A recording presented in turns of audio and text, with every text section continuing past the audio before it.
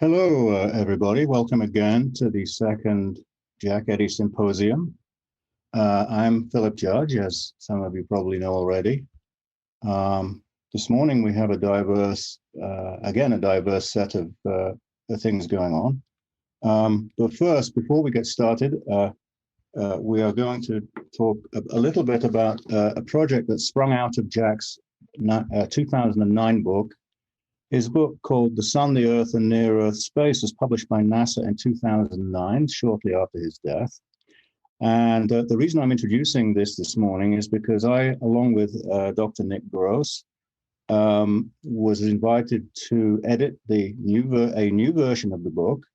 And it was a delight to read and a delight to edit. And today, we're going to hear from Vanessa Vincente of COMET. COMET is the section of NCAR devoted to education outreach in environmental sciences. And Vanessa is going to tell us about the outspring from this book. So take it away, Vanessa. Thank you, Phil. Good morning, everyone. My name is Vanessa Vincente, and I'm a staff scientist for the COMET program. In COMET, we develop quality educational materials ranging a wide spectrum of topics such as meteorology, climate, hydrology, and even space weather. Today, I'd like to introduce you to one of our most recent projects done in collaboration with NASA regarding the subject of heliophysics. Back in 1976, John Eddy published an article revealing a link between the Little Ice Age and a period of low sunspot activity. Now, for decades, scientists had searched for sun climate records, but attempts to measure the solar energy on Earth from beneath the atmosphere was doomed to fail. Today, we have multiple space missions and a 40-plus year record of the sun's energy changes. John Eddy's paper, the picture that you see here, did much to begin the space era of accurate solar measurements. And he's remembered not only as a scholar, but a very kind person that was always willing to share his knowledge with anyone who was interested in learning more. His book, titled The Sun, the Earth, and Near-Earth Space, enjoyed wide distribution by NASA. It provides an easy-to-read guide to our sun and its effects on human life, Earth's climate, and spacecraft. The original text that you see here is available freely on NASA's Living with the Star website. And the COMET program collaborated with NASA to develop a second edition of the book in which we supplemented it with learning interactions, graphics, and also animations. And in collaboration with Dr. Philip Judge and Dr. Nick Gross, we've added over 200 interactions and media items each, so it's pretty packed. And I'd like to show you just a few examples here. So in addition to true, false, and multiple choice type questions, we've included matching questions.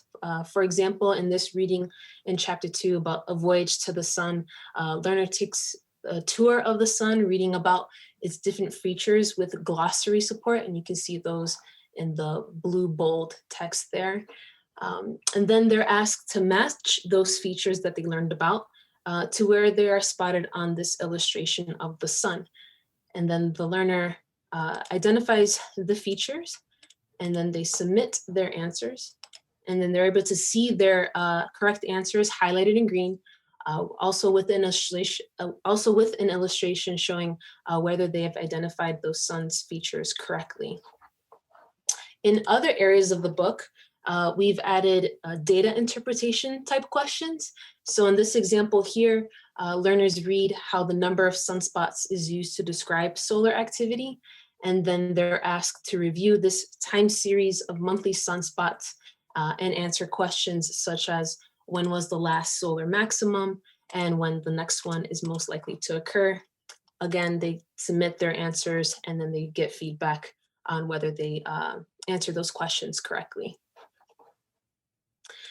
We've also included pretty cool conceptual NASA animations and YouTube videos that help the learner understand the material that's covered in the book, such as this animation showing a model of the fluid flows in the sun that drive the solar dynamo, as you see here. And we've also included this video here showing and describing the bow shock of the magnetosphere that follows a series of simple conceptual animations that are provided in Jack Eddy's book.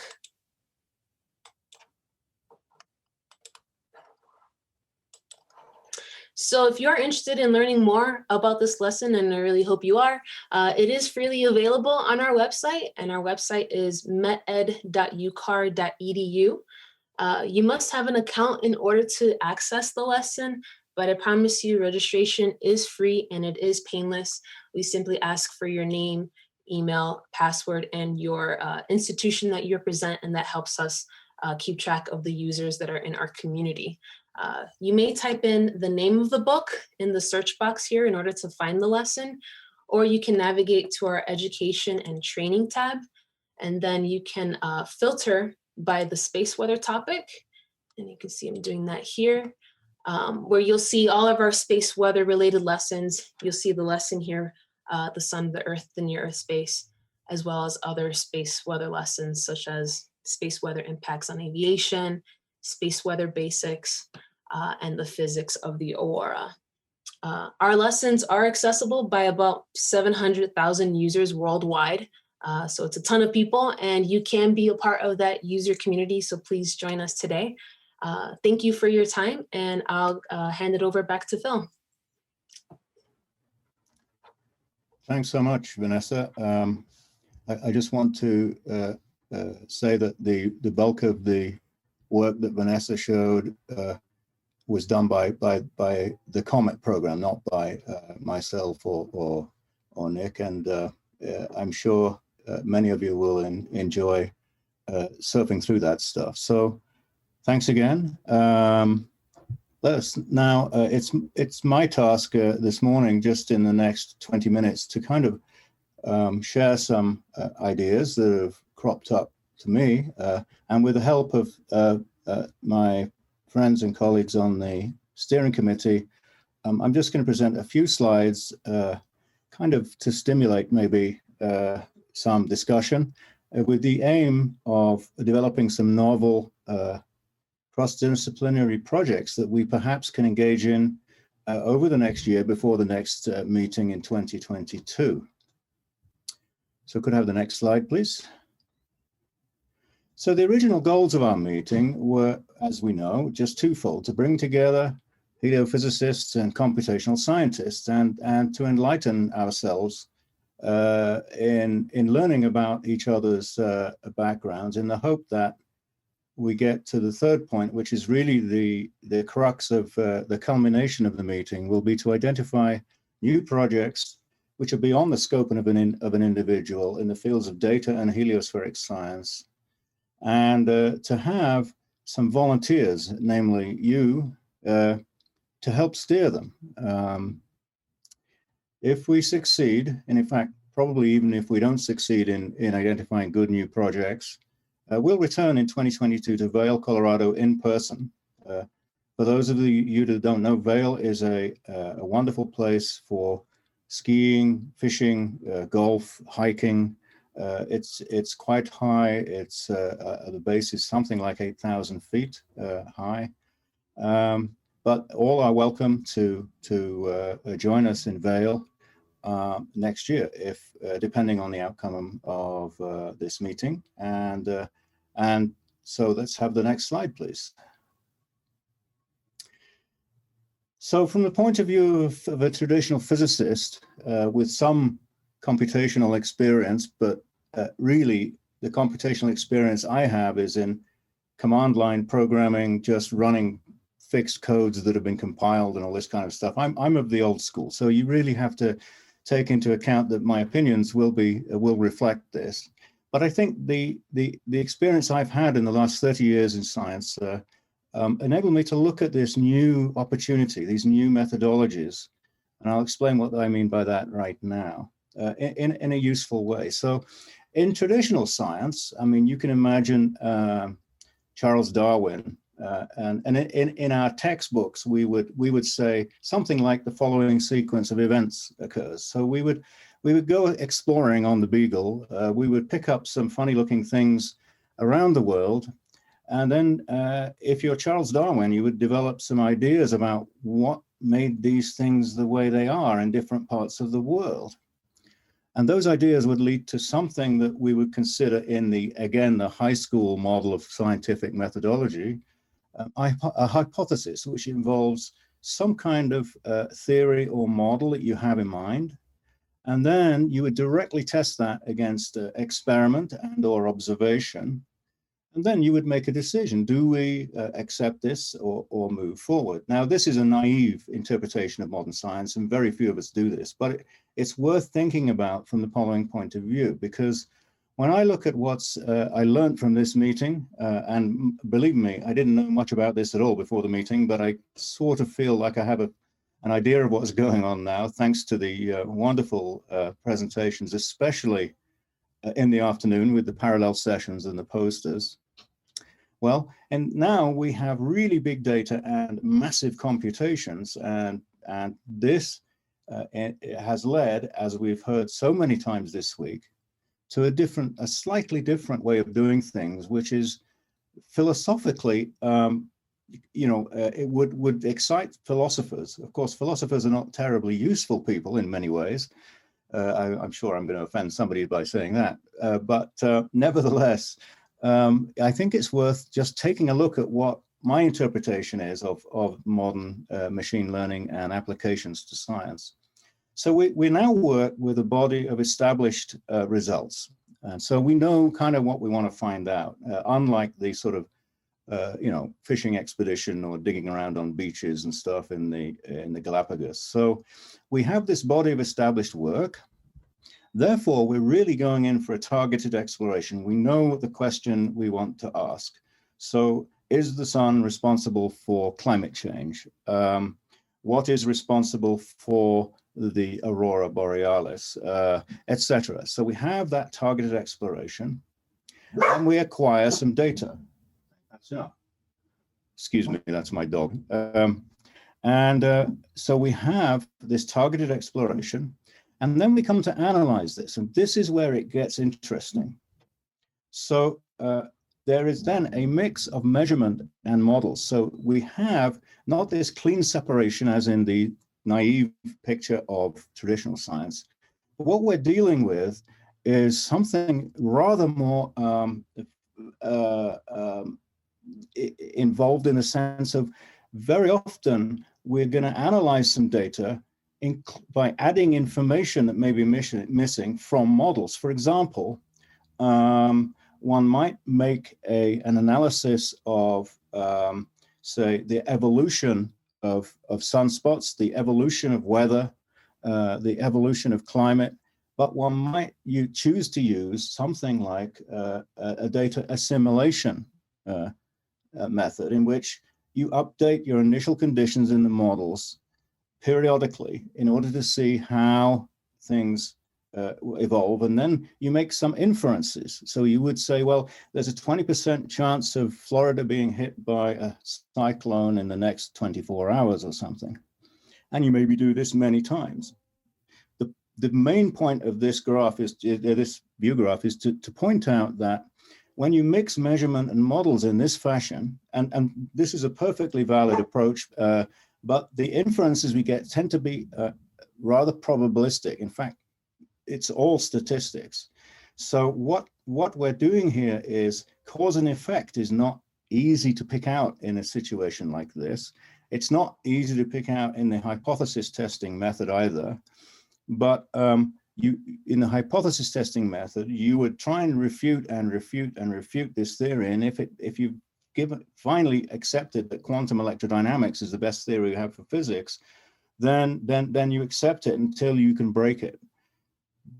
Outcome of the work we're talking about is really quite different. We're dealing with complex systems, and we're dealing with statistical inferences. This tells me immediately that we'd better have experts in the whole going from the beginning to the end of this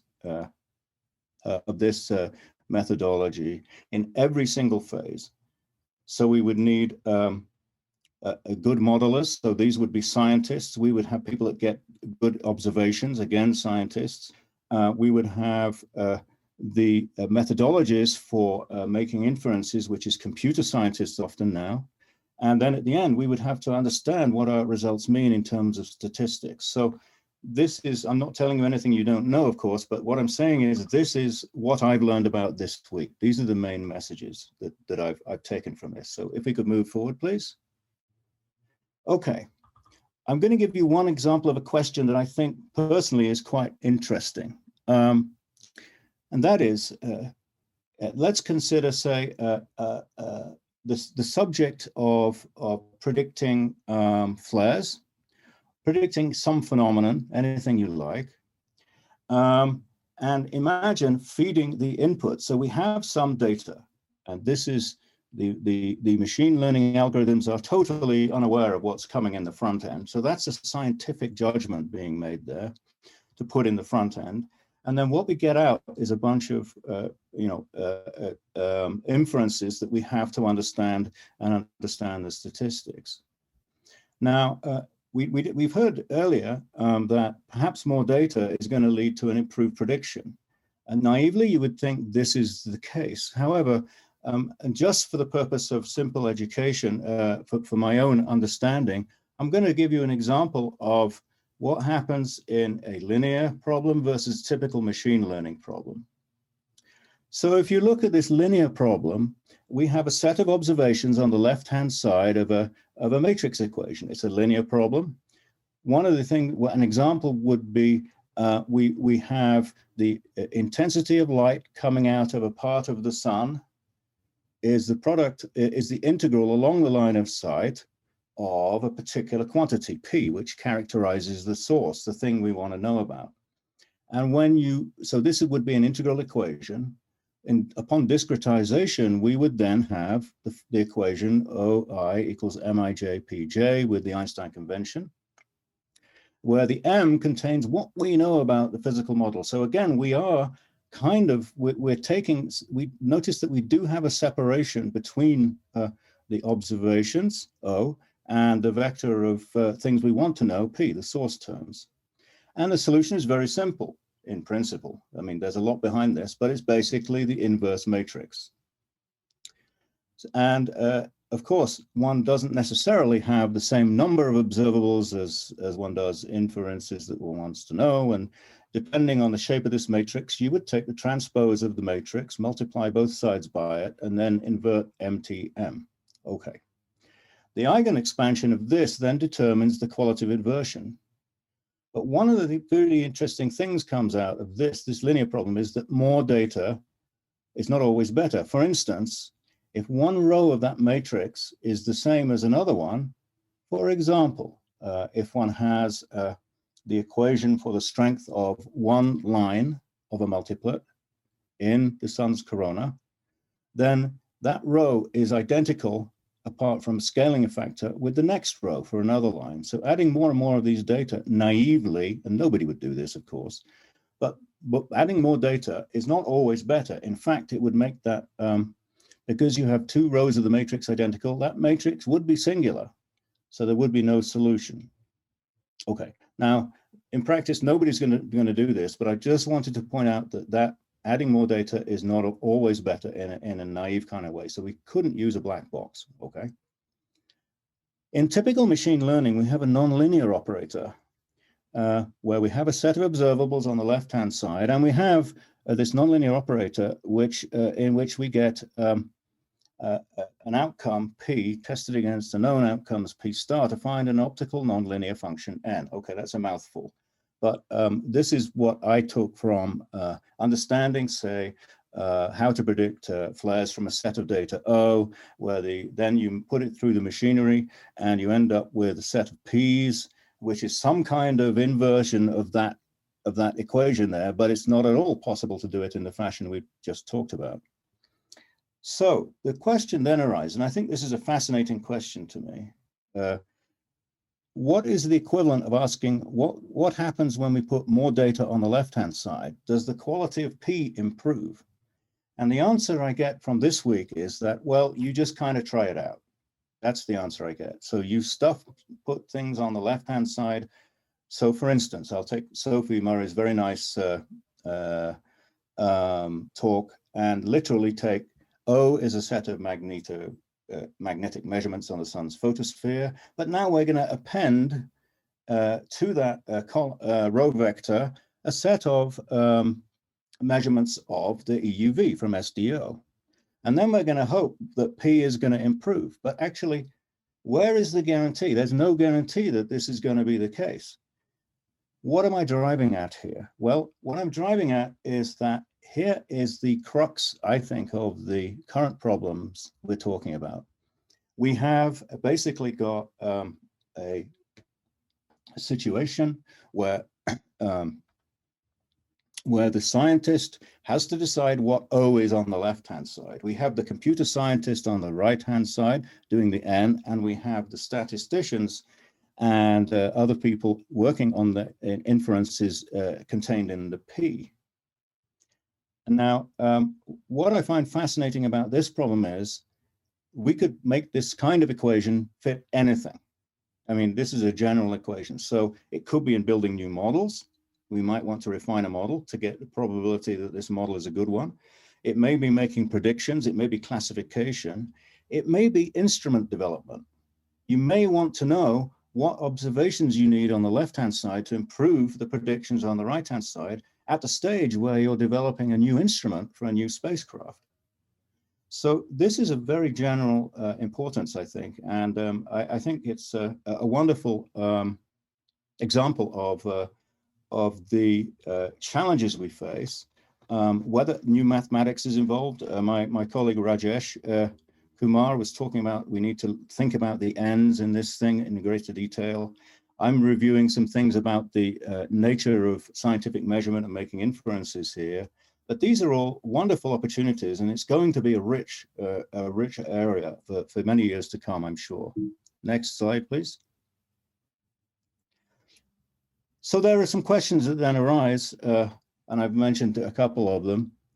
What are the rules in these new methodologies? I mean, how are we to understand this process of going from the left to the right and then going from the right to the left? This is an interesting thing, but it's evidently going to take a lot of work from a lot of different people. And this is a requirement, as we all know this week. To me, this is the sort of naive mathematical way of expressing this in my own mind. And remember, this is just one example. So next slide, please. So now we come to the most important part of the meeting. So here are just some ideas for group projects that we should take away at the end of this meeting. This afternoon, we'll break into some rooms and discuss the possibility of melding groups of people, scientists, computer scientists, statisticians, whatever it is, to address some questions that are of great interest right now. And here, my colleagues and I have put together just a set of total ideas out of the blue, not out of the blue, but as a result of this meeting. So if you look at them, I'm not going to read them all, but the most important outcome of this meeting will be to find projects that each of us is interested in contributing to. As I said, this process of machine learning is very nonlinear. It's going to take all kinds of people. We cannot use black boxes. We must go to the PIs. We must go to the computer scientists and the mathematicians. And it's really rather too much for one individual to attack these things in a robust manner. But indeed, the most important will be your suggestions. So that's what is the purpose of our the remainder of this meeting, aside from the new science presentations that we have this morning. And if you could just go to the last slide. Here are some quotes from the meeting we've had so far that were influential in making me think about it in this fashion. I hope you enjoy the quotes. I hope you feel like I've not confused you. I hope you feel like I've understood some of the issues that are going on. So now I think it's important to spend a few minutes perhaps having for questions from the audience, but please keep in mind that the idea is really to get groups of people together, to work together over the next year, that we can come back and visit on perhaps a monthly basis throughout the next year, just for an hour or something, and then come together and see where we are in a year's time at the meeting in Colorado. So thank you for your time, and let's have some questions. Okay, Phil, nice overview. So there is one comment more than a question. We are dealing with complex phenomena.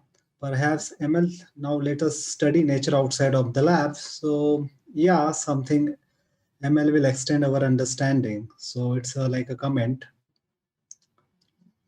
Yep.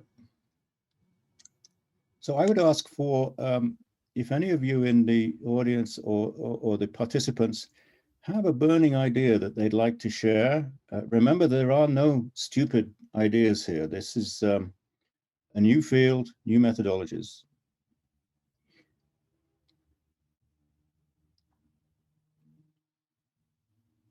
Are there any questions perhaps for Vanessa about the educational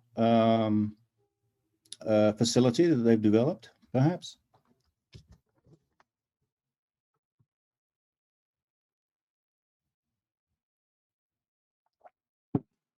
I don't know if some of my colleagues on the organizing committee would like to react what I said. As I said, this is a personal view. I would love to hear from a computational scientist in particular, yeah. I'll make a few remarks, Phil. I think that was a really nice capture to the essence of where we are trying to get. You know, it's not a convergence that we are going to get there, but the attempt is to get to that better future. And in that regard, you know, I think the way we must all view how we approach science today needs to change. There's got to be some cultural shift in our thinking. We have the tools and techniques of 21st century, but our thinking hasn't evolved. Whether it is the way agencies practice kind of supporting community or the way community responds by approaching kind of traditional approaches for performing science. So I'd say that we need to get out of our comfort zone. And I think heliophysics, Living with a Star program has experimented with ideas. And this is one thing that I actually put on the Slack, a commentary I wrote years back calling Too Big to Solve. Heliophysics pioneers a new approach to intractable problems. And that was sort of trying to approach space weather phenomenon. How do we get to the heart of what the user community wants? I think we have to develop sort of think of those kind of out of the box approaches, ideas. So collectively we can, you know, move the goalpost forward. And thank you very much for your remarks. Phil, we have two more questions. So one is like space plasmas are difficult to simulate computationally because of the range of mass. I think it may be volume, the size, system length scale maybe.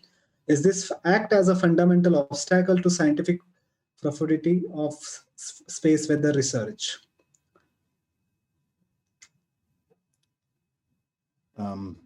Yeah, I don't know if somebody else on the science committee would like to answer that. I'm limited in my understanding of these complex systems and things. So, you have a reaction, Rajesh, or?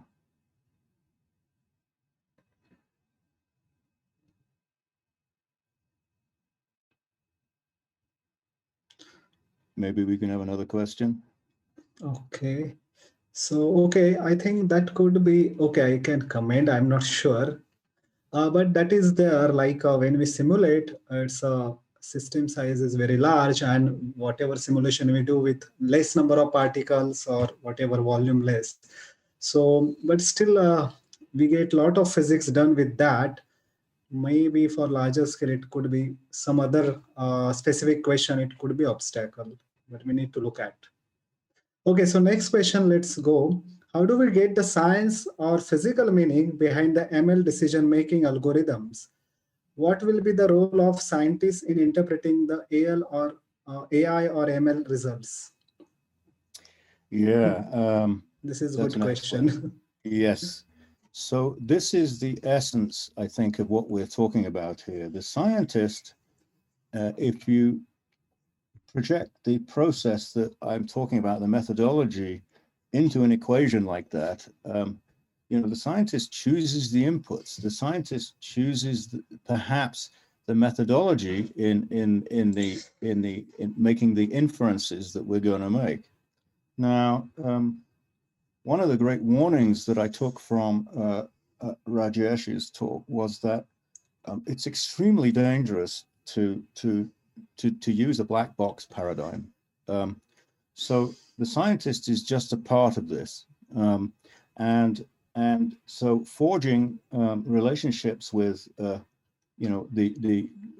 perhaps Google, perhaps with people that don't have PhDs that do computation, but understand things beyond anything we would in those areas. Plus also the outcome, understanding what the statistics mean at the end. All this, I think, does require it is possible, of course, to do this, and we've got examples of people doing this with relatively small problems. Like, I'm going to predict a flare based upon HMI data. That's sort of a nice clean problem. But if you're really going to learn about what causes a flare, the scientist is going to have to choose what observables to include. And so far, we just include those that are given to us by SDO, by somebody's ideas of 15 years ago, right? So I think the role of the scientist is to oversee a scientific project from what goes in the front end and what we get out of the back end. But they're going to have to work with statisticians, with computer scientists in order to get the most out of what they're doing. And given this business that we can't go backwards, we can't invert the process very easily except by trial and error. There's a lot of skill involved in the scientist in choosing the right data. Let me give you just one simple example before we move on, and that is, say you want to know about CMEs coming towards the Earth, and you use a set of data from something between the Earth and the Sun.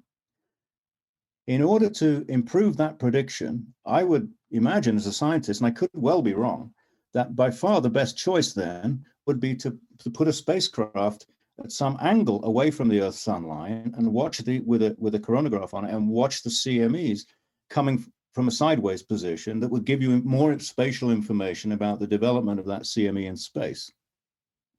But I don't know if that's correct or not. But you can see what's at stake here. Do we launch a mission to do that or not? I mean, that's a $100 million at least enterprise that AI and ML can really help by doing the forward modeling and seeing what might come out of that. This is the kind of thoughts that occur to me now after this week. I think we're out of time on this session. Please do consider what projects you would badly like to do and the ones that you think may be intractable, but somebody else on this call might well be able to help you with it. And think about it hard and come back to us during the day today. I'm going to hand over now to my friend and colleague, Erica Palmiero, who's going to introduce the rest of the session. Thank you. Thank you, Phil, and thanks also to Vanessa for the introduction about Jack Eddy's book. So hi, I'm Erica Palmiero, and I will be your chair for this morning session, which is more like, which might be not morning where you are. And you've already met our moderator for today, Ankush. And let's go to our first plenary speaker today with Cecilia Garrafo, an astrophysicist at the Harvard-Smithsonian Center for Astrophysics, and her research Interests include stellar evolution, stellar activity, X-ray emission, and rotation, as well as the impact that stars have on other planets or on exoplanets, or so-called star-planet interactions. And she will tell us today about stellar high-energy radiation and its effect on exoplanets. So welcome, Cecilia, and the floor is yours. Thank you, Erica, and thank you. Thanks to the organizers for this invitation. I'm very happy to be here today, and I'm going to talk about why it is important to study stellar energetic radiation if we want to understand and characterize planets. This work is in collaboration with all these people listed here. So ever since we learned we live on a planet that is part of a planetary system, and that the sun is just another star like those we see in the sky every night, I mean, it is natural to wonder if all those stars are also really planetary systems. And so today, with more than 4,000 confirmed detections of exoplanets, a fast-growing number that really everywhere we look, we find planets, we can say that most probably the answer is most of them actually are. So today I'm going to talk about close-in planets orbiting cool stars. Cool stars are stars with masses up to 1.3 solar masses. And these systems are of particular interest because so far, all the rocky planets that have been detected in the habitable zone of stars are close-in planets orbiting cool stars, are around this kind of star. And the habitable zone is defined as the range of orbital distances at which the temperature is right for liquid water to exist. So in fact, the vast majority of these systems that have been detected, the rocky planets detected in the habitable zones of stars, are orbiting the lowest mass stars that are M dwarfs, that are stars with masses up to 0.45 stellar masses. So I'm going to put a special focus on those today. Okay, so when cool stars rotate, they generate magnetic fields on their surface. That's called magnetic activity. And the magnitude of those fields, of that activity, is determined by the rate of rotation and also by the stellar parameters like mass, age, and metallicity. And those those magnetic fields impulse stellar winds and generate high energy radiation in EUV and X-rays that will determine the space weather of close-in planets. So that, together with the characteristics of the planet, for example, its magnetic field, will determine what are the chances of the planet to have and retain an atmosphere. So today I'm going to talk about why we are interested in close-in planets around cool stars. Then I'm going to discuss rotation evolution of cool stars that results in magnetic activity and high energy radiation. And that finally determines the space weather conditions that are particularly important for close-in planets. And finally, I'm going to discuss why it is important to properly characterize stars and have good age determinations that are still a huge challenge. Okay, so in case you're wondering still what a cool star is, cool stars are those that have an outer convective envelope. Here I'm showing a diagram of the stellar interiors as a function of stellar mass, highest mass to the left, lowest mass to the right. The blue represents the radiative zone and the red, the convective zone. And so stars up to 1.3 solar masses, so F, spectral type F or later, are cool stars. They have an outer convective envelope. So if they're fully convective, we also call them cool stars. It happens to be that these are most of the stars in the galaxy. If we look at our solar neighborhood, a radius of 10 parsecs, we see that 99% of the stars are cool stars. And actually, just the M dwarfs, so the lowest mass stars, are 75% of the stars in the galaxy. So the takeaway point here is that M dwarfs are the most common stars in the galaxy. So that's why we care about cool stars, and in particular about M dwarfs and why close-in planets.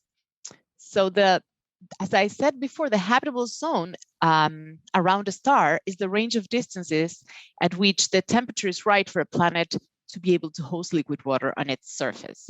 Here I'm showing orbital distance in the x-axis and stellar mass in the y-axis. And in blue, you can see the habitable zone. So of course, for the sun, the Earth is in the habitable zone, is around 1 AU, the habitable zone. And as you go to lower mass stars, they're cooler. And so because this definition is only based on temperature, then the habitable zone to have the same temperature has to be closer to the star. So the lower the mass of the star, the closer in this habitable zone is. And for M dwarfs that are from here and down, do you see my cursor? I hope. That is very close to the star, actually. So it ranges from 10 to 100 times closer to the star than the Earth is to the sun. And planets that are close in, that are close to their host star, are much easier to detect by any method that you use. So the takeaway point here is that the habitable zone of M dwarfs is very close to the host star. And so if you put together that that M dwarfs are the most common star in the galaxy, and that their habitable zone is very close to the star, and so it makes them easier to detect, then it's no surprise that a vast majority of the detected rocky exoplanets in the habitable zones are orbiting M dwarfs. Okay, so as I said, when stars rotate, when cool stars rotate, they generate magnetic fields on their surface. That's called magnetic activity. And those fields impulse magnetized winds through which the star loses angular momentum. So these winds co-rotate with the star and are extensive. And therefore, they provide a lever arm that makes this mechanism for spin down, for losing angular momentum, a very efficient one. And it's actually, this is called magnetic braking, that mechanism. And it's very efficient. It is actually the reason why cool stars spin down dramatically faster than hot stars. And the reason is because for these magnetic fields to exist, the strong magnetic fields to exist, we need the dynamo. And for that, we need the outer convective envelope.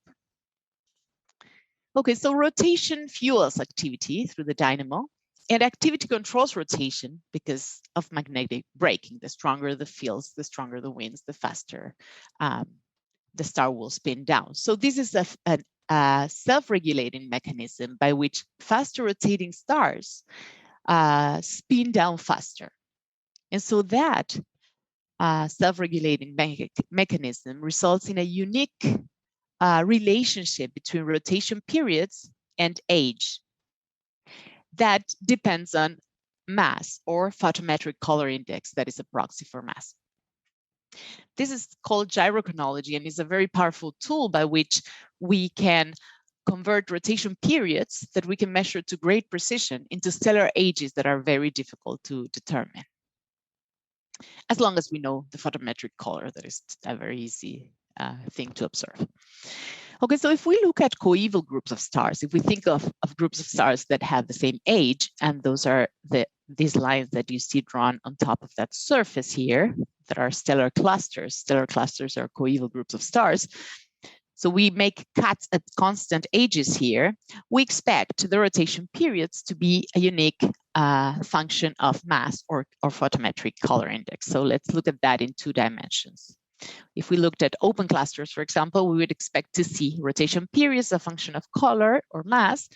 And that relationship evolves with time and with age according to the Skuminich law for spin down. Skuminich law for spin down is an empirical law that states that rotation periods are proportional to age to the 1/2.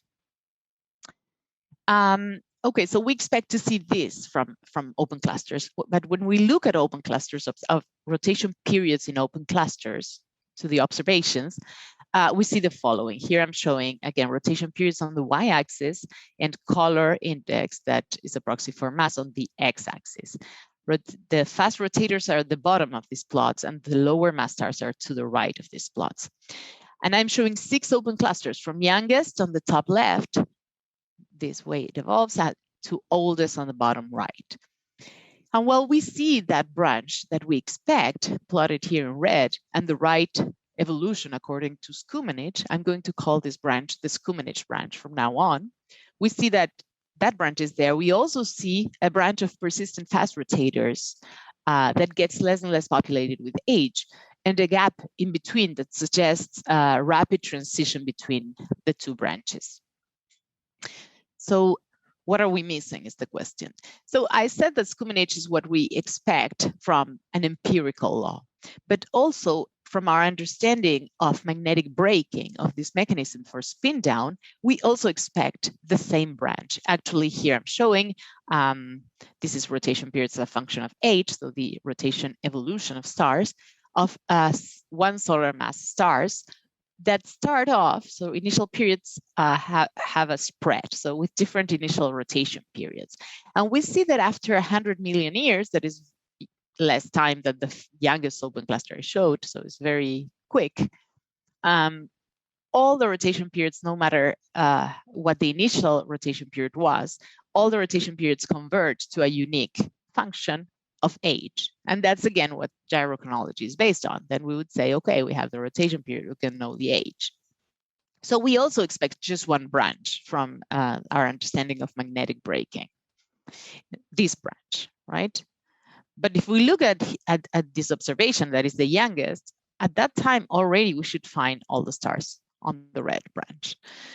So what are we missing again? Okay, so one assumption that we make that leads to expect the Skumenich branch from magnetic braking is that the magnetic fields on the stellar surface are always dipolar, which is, you would think intuitively, is a good start since we don't know how the fields are distributed on the stellar surfaces.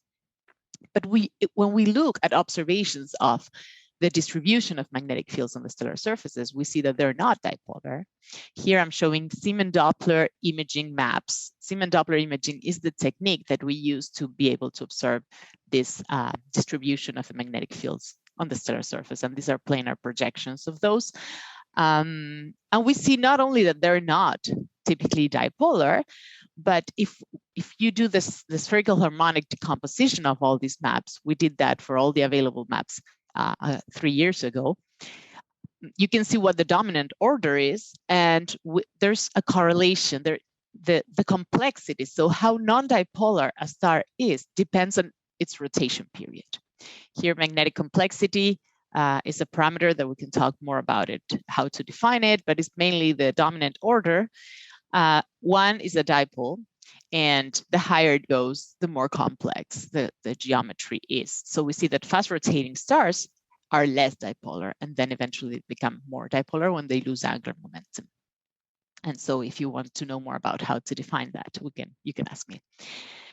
So the question is, what does this mean for angular momentum loss for spin down?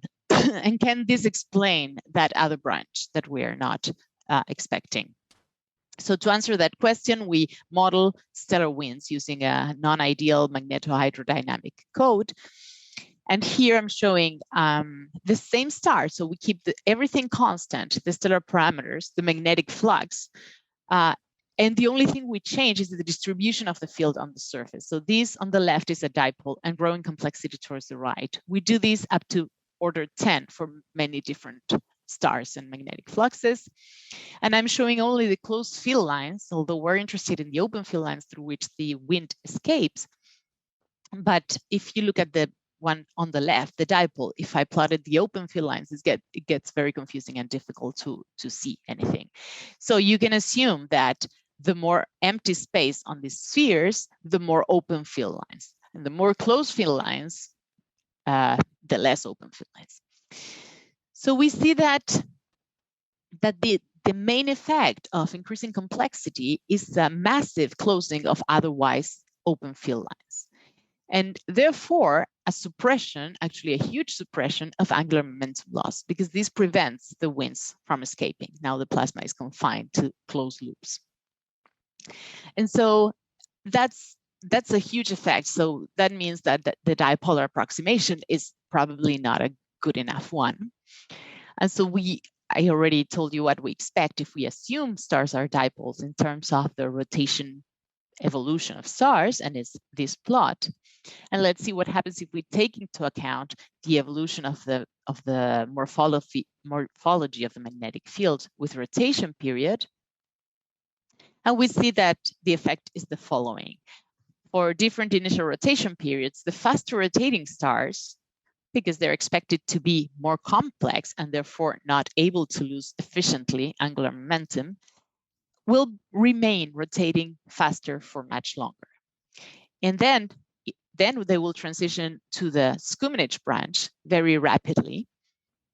And so if you draw a vertical line anywhere here, you would see at the constant age, those are the open cluster observations, you would see that what we expect to see are actually two branches, here, and in between a pretty empty gap because of this fast transition.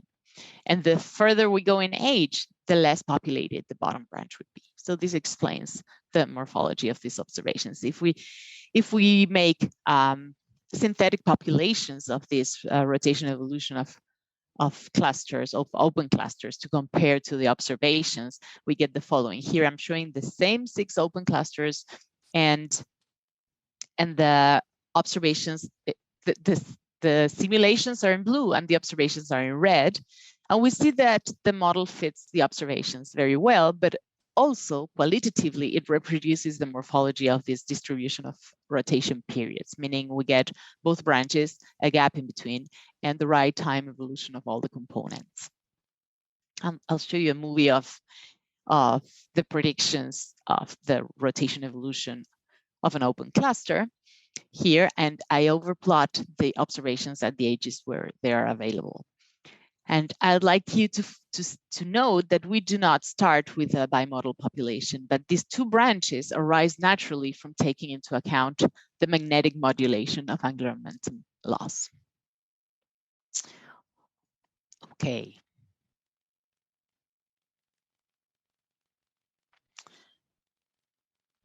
Okay, so now we talked about rotation, and the next thing in this overview is to connect that to magnetic activity, see how that relates to magnetic activity.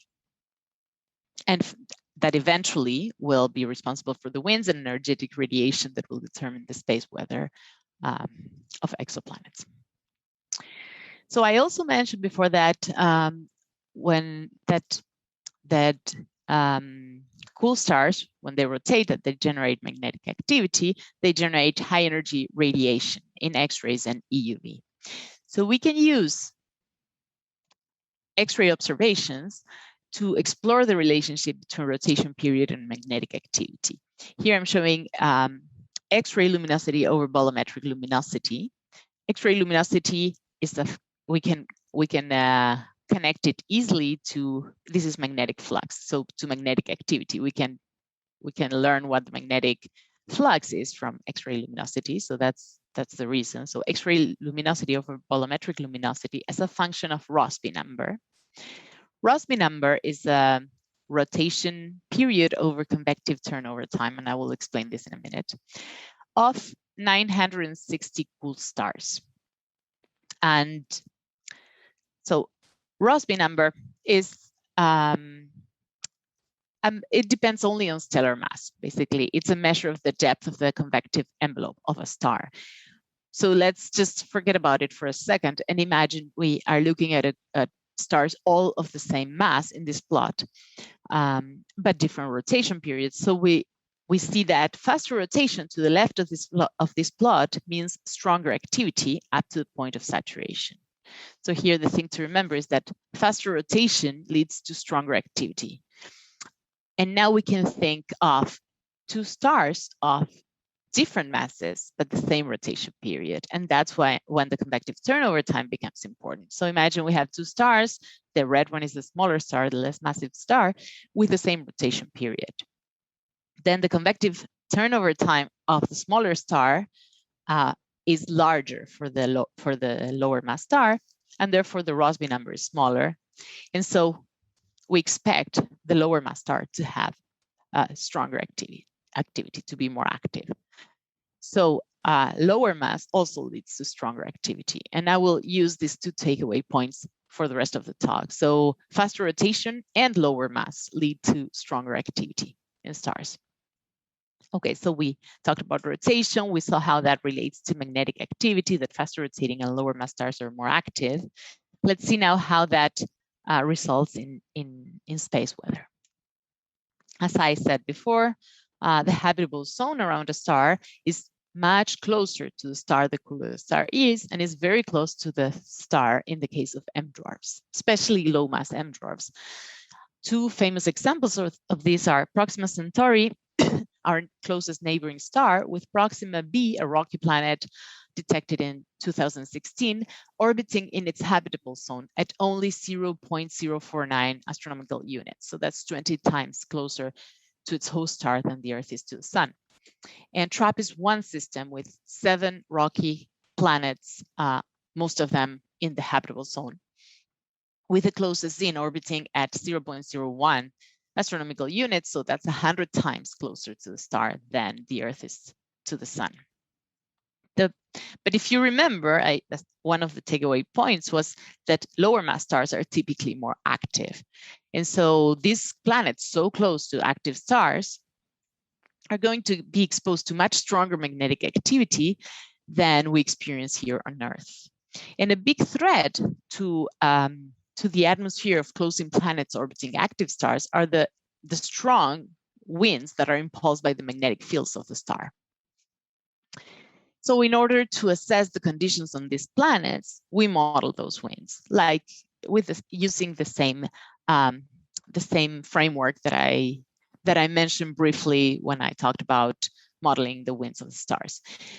So we use for this the space weather modeling framework from University of Michigan. That is the non-ideal 3D code, is physics-based, is self-consistent, it's been validated for the sun. It's actually used for space weather forecast of our own solar system. So it's the best tool we have to do this right now. We have adapted it to be able to use it for other astrophysical systems. And the inputs of this model are the stellar parameters and the magnetic map. So these, like the CDI observations I showed, or the distribution of the magnetic fields on the stellar surface. And the output is the 3-dimensional description of the corona. So in particular, the winds. We can, if anybody's interested in more details of this code, we can talk about it afterwards. Okay, so we do this, we model the winds for Proxima b, the planet around Proxima Centauri, and for TRAPPIST-1 planets. Well, we model the corona of TRAPPIST-1 star and Proxima Centauri star. And then what we're interested is in the wind conditions or the space weather conditions at the location of the planet. So then we extract these conditions, we make a cut on the orbital plane. I'm showing here the orbital planes for Proxima b and TRAPPIST-1. So for Proxima b, actually, we tried 4 orbits because the orbital elements are not as well constrained. So we tried 2 different eccentricities and 2 different inclinations. So I'm showing one of the orbital planes, but it doesn't make any difference to look at one or the other. So I am showing here the orbital plane of the planets. Here the orbits are in black, and here for TRAPPIST they're in colors, 1 orbit per planet, because the orbital elements are very well constrained. The planets have these names, B, C, D, E, etc. The color code is the stellar wind pressure normalized to the solar wind pressure at 1 AU. So the solar wind pressure we experience here on Earth. And then in white, you can see the Alphen surface. I'm not going to go into details about the Alphen surface, but if anybody is interested, it's good to notice that in the TRAPPIST-1 case, most of the planets spend a large fraction of their orbits within the subalphenic region. Okay, so again, we're interested in these conditions just at the locations, at the orbits of the planet. So now we extract these wind pressures along these orbits.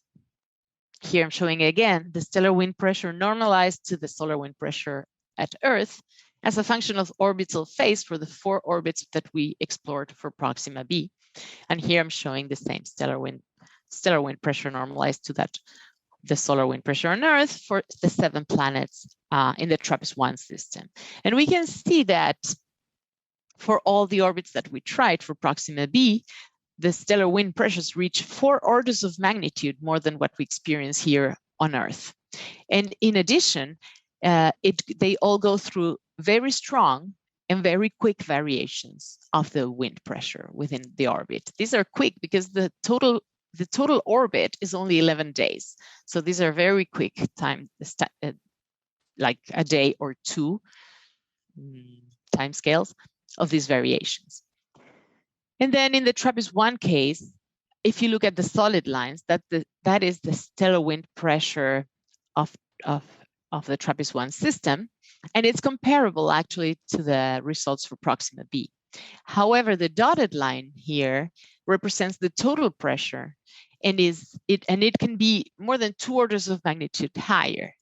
That is because the magnetic pressure becomes important in this case. It's typically negligible, even for Proxima b, because it scales with 1/r⁶. But these planets are so close to the star, and the star is an active one, that especially for the inner planets, the magnetic pressure is huge. So let's see what this means, what these extreme wind conditions means for the planets, for example, for their magnetospheres. So the magnetosphere is the surface at which the stellar wind pressure equals the planetary magnetic pressure, and generates this surface that offers protection to the planet from the stellar wind.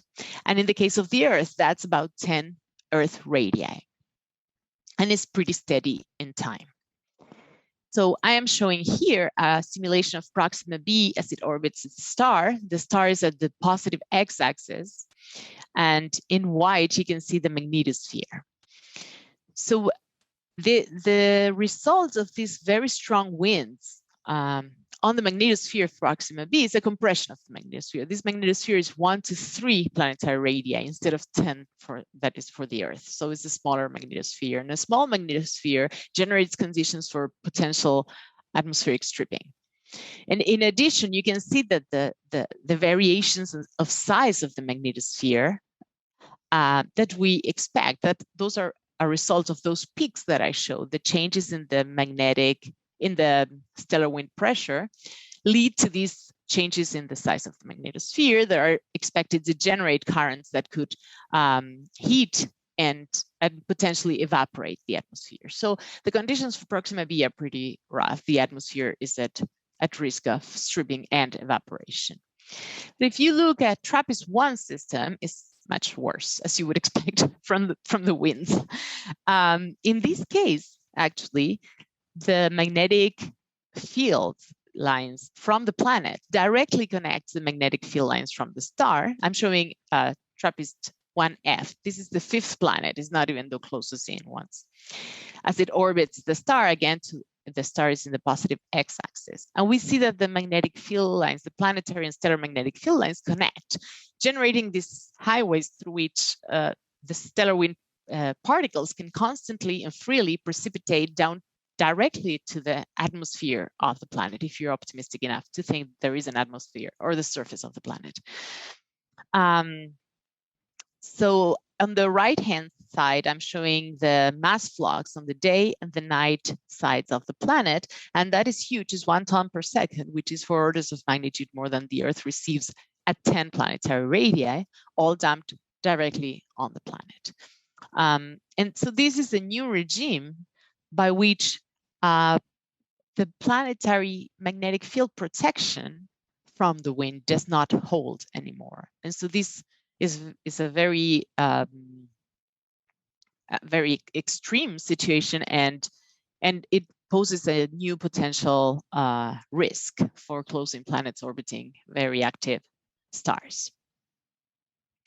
So we have learned that it's dangerous to be orbiting close to an active star. But the question now is, what is the main problem? The activity or the orbital distance, or both equally? So if you remember the other takeaway point, one was that lower mass stars are more active, but the other one was that faster rotating stars are more active. So it doesn't only depend on mass, it depends also on rotation rate. And TRAPPIST-1 and Proxima Centauri happen to be active stars for their for their mass. TRAPPIST is very young and fast rotating, and Proxima Centauri is like almost an outlier, is at the top of this spread. But for example, Barnard's star, that is almost the same mass as Proxima Centauri, is very low activity, a very low activity star. So in order to understand what is more important, we can compare those two. So we know that Proxima Centauri b, so Proxima Centauri also has a further out planet that was discovered last year. So the orbital distance of Proxima c is comparable to the Earth. So with that, we can model both systems and compare how important orbital distance is. And then we can compare to a much lower activity star, Barnard's star, that also has a far out planet at the snow line, also comparable to the orbital distance of the star. And it doesn't have one in the habitable zone, but we can model the conditions as well and compare. So we did for Proxima b, we saw that it was 4 orders of magnitude higher than for the Earth, the stellar wind pressure. And if we go out to Proxima c, the conditions get dramatically better. It's 2 to 4 times the stellar wind pressure, the solar wind pressure on Earth. So that's 4 orders of magnitude better. If we go to the same orbital distance, but to a very low activity star, conditions do improve, but not so much, not dramatically. Instead of 4 orders of magnitude higher than the conditions for the Earth, for the pressure, it's 3 orders of magnitude now. And if we go out to Barnard's b, again, conditions dramatically improve. So orbital distance is more important than magnetic activity for space weather conditions. So it would be good to look at slightly higher mass M dwarfs. I mean, we could look at solar stars, but the thing is, the further out the habitable zone is, the harder the planets are to detect. So we can still look at M dwarfs, but higher mass means the habitable zone is further, the orbital distance is larger, and therefore the conditions should be better. And that's actually the case for TOI 700d, a planet discovered by TESS 2 years ago, I think 2 years ago now. And we modeled the conditions there, and they're actually comparable to the conditions on Earth. So that's not the only reason. There's another reason why orbital distance is more important. And is that if you remember, stars evolve and lose angular momentum, and therefore their activity decreases with time. And so that finding a star that is low activity doesn't mean it always was. And it is important for the survival of an atmosphere, what it went through. So we need to take into account the integrated irradiation dose, both particle and photon irradiation dose. And lower mass stars are not only typically more active, but they're more active for much longer. So chances are a low mass star, even if it's not active now, it was really active for a long time. Okay, so we have, I'm very excited now that Space Weather Modeling Framework has a new module to simulate the planetary atmosphere and to evolve self-consistently the atmosphere with the wind. And so that's going to be very helpful. And I've talked about the stellar winds so far, so the particle radiation, but also the photon radiation I mentioned in EUV and X-rays is very important, especially in EUV for the evolution of the atmospheres. The problem is that these EUV fluxes for stars are not well constrained at all. So we need a dedicated mission, and we're proposing to, hopefully one flies or both. ESCAPE is going to do spectroscopy of nearby stars. And next up would do narrowband photometry, and it could reach to fainter stars. So they're both important for different reasons. Okay, so we talked about rotation, how that translates into activity, and we looked at what the space weather conditions are for different stars. We saw that faster rotation and lower mass stars are more active. We saw that older and more massive M dwarfs will have better conditions for the planets in the habitable zone. But we also saw that the integrated irradiation dose is important. And so for that, we need to be able to have good age estimates for stars. And that's still a huge challenge. And that's the reason why we developed StelNet, a hierarchical Bayesian neural network for stellar characterization. So StelNet is able to quickly and accurately retrieve fundamental stellar parameters like mass and age from observables, or for now is close to observables. I'll talk about that in a minute. And it's also computationally efficient. So it allows us to do inference in large data sets. If you want to do inference, meaning having a prediction and a confidence interval, that's very expensive computationally typically. And so it's hard to apply those to large data sets. This is a huge advantage of StelNet. And it also has the advantage of low storage and high reusability. So stellar evolution allows us to predict the color and the magnitude of a star with a given initial mass and metallicity as a function of age. Here I'm plotting actually stellar tracks from the MIST group in Harvard. And higher mass to the top, age is the color code is for age. So we see that each star evolves in this parameter space, going down first here and then back up after reaching the 0 age main sequence. That happens to each of these. And then you see that there starts to be an overlap between stars that are coming down this track and stars that are going behind, they're going up. But typically, astronomers face the converse problem of having the observables and wanting the mass and age. So that problem is usually solved by placing the observation in this plot and then doing interpolation to get the best fit of mass and age. However, there's some challenges with that.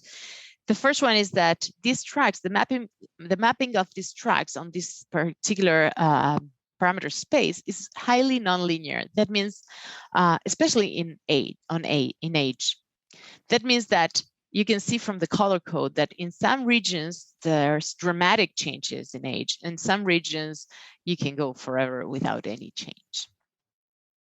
The second issue is that there's large confidence variations depending on the part of the space of the parameter space that your observation falls in. For example, it's much easier to find the right mass and age for the star I just plotted than for this one where all the different masses, tracks for different masses are very close to each other.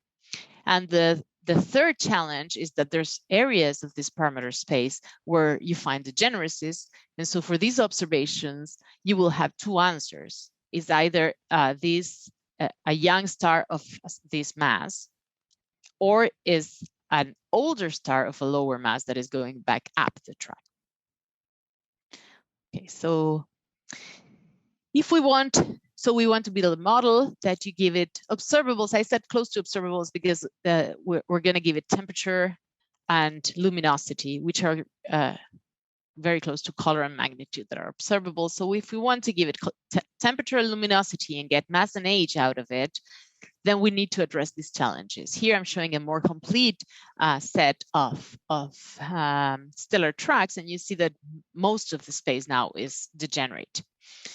Okay, so to break the degeneracy, what we do is we separate these in two data sets right where the data folds. So we'll have one set for pre-zero age main sequence and one for post-0 age main sequence. And then you fix the degeneracy almost completely. Then for the nonlinearity, neural networks are known to be more flexible than traditional interpolation methods and well suited to deal with nonlinearity. So we built two models, one for each data set, two neural networks. These are fully connective neural networks, so the vanilla kind of neural network, to predict mass and age. And we find that these two models predict mass and age very accurately for each data set. But we also want to get the certainty of our predictions, because we saw that some are very certain and some are not so much. So we lift this model to probabilistic ones. So now instead of our parameters, instead of being numbers, are distributions. And that means that our predictions also become distributions instead of numbers. So we'll have distribution for mass and age for if the star is a pre-0 age main sequence, and another one if it's after 0H main sequence. So from here, we can get the expectation value and the confidence level, or the uncertainty associated. The issue is that we don't know from the observation if we have to use this model or this model. We don't know the age of the star. That's what we are actually trying to determine. So we combine these two predictions, the relative probabilities using stellar evolution and galaxy abundances. What we're doing is saying how much more likely it is to observe a star with this mass and in this evolutionary stage than in this one. So we combine them using the information we have, and we get the posterior probability distributions that are actually arbitrary, which is great. That means we're not assuming a Gaussian. We're just getting the actual distributions, and they're typically be picked because of the degeneracies. Okay, so here I'm showing, and I'm running out of time. I'll go through these quickly. I'm showing a typical output of StelNet. We give it a luminosity and a temperature, and it gives us a posterior probability distribution on age and on mass. And the peaks here represent our expectation values. We have two because one is coming from the pre-zero main sequence model and the other one from the post-zero main sequence model. And the widths of these peaks represent the uncertainty of the model. So I want to emphasize, this is the uncertainty of the model. We're not including, this is synthetic data. We're not including as of now in our model any observational error or aleatoric error. We call this epistemic error. And so we have a control over that because the finer grid we give the model when we train it, and the more evolutionary tracks we include, the smaller this uncertainty will be. And so how small do we want it to be? Well, we compare it. We want it to be smaller than the uncertainty that we will inherit from the observational errors. And so we plot here the reported mass and age and the error reported for this particular data point. And we represent it as the Gaussian, where the mean is the mass and the age, and the standard deviation is the reported error. And we see that our uncertainty is much smaller than the one we will inherit from the observations, so we're fine. But now, in order to validate the model, we need to see how good our predictions are. So we use the tension, and I'm happy to explain better what that is, but it's a measure to compare distributions, because now our predictions are distributions. So how do you know how well you do is not as easy as just the difference of the predicted value and the real value, but also the whole distribution. So the tension, the smaller the tension, the more similar the two distributions are. And for knowing how big of a tension is acceptable, we use Jeffrey's scale that tells us that if the log of the tension is less than 1, the two distributions are not significantly different. So they're very similar. So we will go for only those. We want to see how often our predictions are not significantly different from the ground truth. So we test this on the synthetic data. So we train the model on synthetic data. We took a training set and a test set. So we're going to evaluate the model on the test set that the network has never seen before, but it's the same kind of data. And we do very well. We find that 98.3% of the predictions are consistent with the reported, the ground truth. So the distributions that we predict are consistent with the distributions, the ground truth distributions. But a more challenging test is to validate our model on observed data, since we only train it on synthetic data. For that, we use David and Hillenbrand data set that has good reported ages and masses. They use a technique that is much more expensive and computationally. So we use this as our ground truth. However, it will introduce systematics because, for example, they use stellar tracks that are not from the MIST group, but from another group. And of course, there's observational errors. So if we use our model as is, we're surprised that it performs pretty well. 88.8% of the predictions are consistent. But we would like to improve this performance. And for that, so we have two different domains. One that we train the model on And the other domain is the new one that we want to perform the same task. In traditional machine learning, what we would do is train a model for each. But what we do here is transfer learning that I'm not going to go into details because we're done, but I'm going to quickly say that is a way of transferring knowledge from one model to another, and it works better the more similar the two domains are. So we use that, we transfer the knowledge of a synthetic data model to the new model, and that means that we need very little training with just a few data points to kind of calibrate our model. And now, having done that, we increase our predictions to be 97.8 of them are consistent, are not significantly different than the ground truth. Okay, so I'm going to tell you the next steps on CellNet are to train directly from photometry, to include more observables, to get better age estimates, to use transfer learning on other data sets, mainly the Gaia benchmark stars. And I'm gonna, because I'm over time, I'm gonna just briefly go through a summary. So rotation evolution is important to understand and predict magnetic activity. That is crucial for space weather conditions. Then we learned that most rocky, planets in the habitable zone of M dwarfs have better conditions if the star is more massive and less active, but also that the integrated radiation dose is important. So we need better estimates of ages mainly, and that's why we have StelNet. And that I will leave you there, and I will take any questions, and thank you for your time.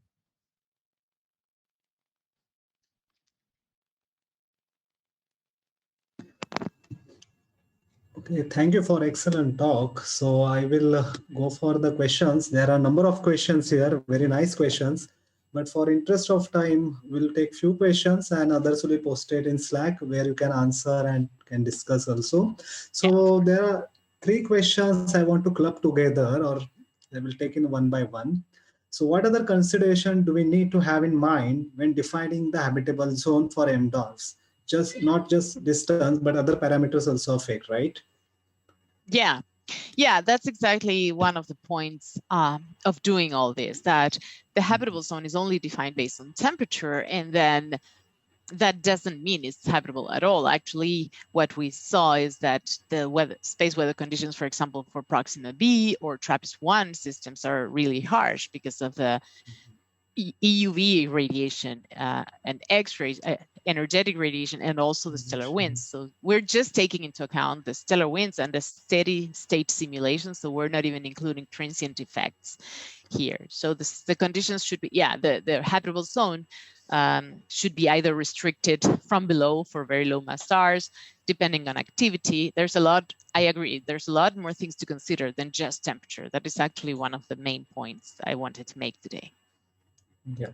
Okay. And how about mass and thickness of atmosphere? Even those will play a role, right? What? Mass and what? Mass of the planet and atmosphere. What type of atmosphere it has, right?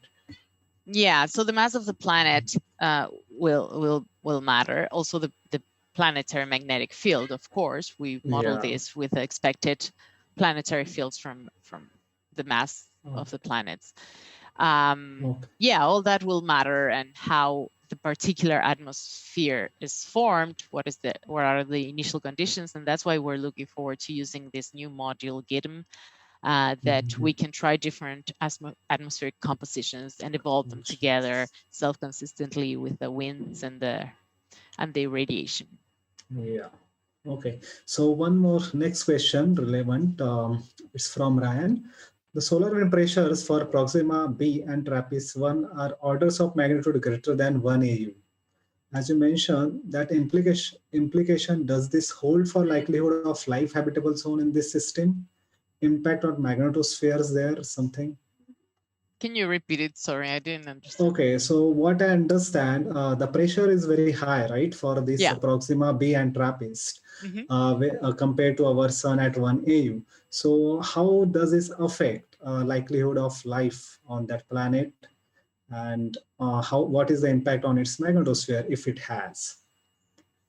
Yeah, so it's hard to say anything about life since we don't know what what is needed for life. But I can say that if those are the conditions, I find it very difficult to believe that any of these planets can retain an atmosphere, just because of the limitations of a planet, the higher mass that we have reported masses for this planet. So we know the gravity more or less, and we know the maximum magnetic fields they can have.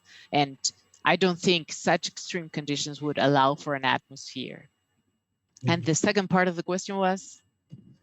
How does it affect the magnetosphere? Maybe that one. Oh, the magnetosphere is the simulations I showed that for Proxima b, it was getting bigger and smaller, and it's very small. So it's at risk of stripping and evaporation. I cannot say for sure until we try it with a model of the atmosphere. But for the magnetosphere, we know what happens. It gets very small and variable, so it can heat up. Yes. And for TRAPPIST, even worse. So if you go to worse conditions, you no longer have a magnetosphere protection, because the magnetic field lines are probably going to directly connect to the ones of the star. So in that case, it's even better probably not to have a magnetic field. But in any case, I don't think just the pressure would strip the atmosphere in any case, I think. That's true. So I got just follow-up question from myself. So do we have any observational evidence for this exoplanetary magnetosphere? Means have we any confirmation? Any confirmation of what? Of magnetospheres? Yeah, of exoplanet. Any observational or something evidence? I think so, yes. Transits and X-rays, and I think there's signals from at least things we could observe with radio signals of interference of the magnetosphere in a transit. Not sure there's observations on that yet, but there's many things that could be observed with radio. Okay.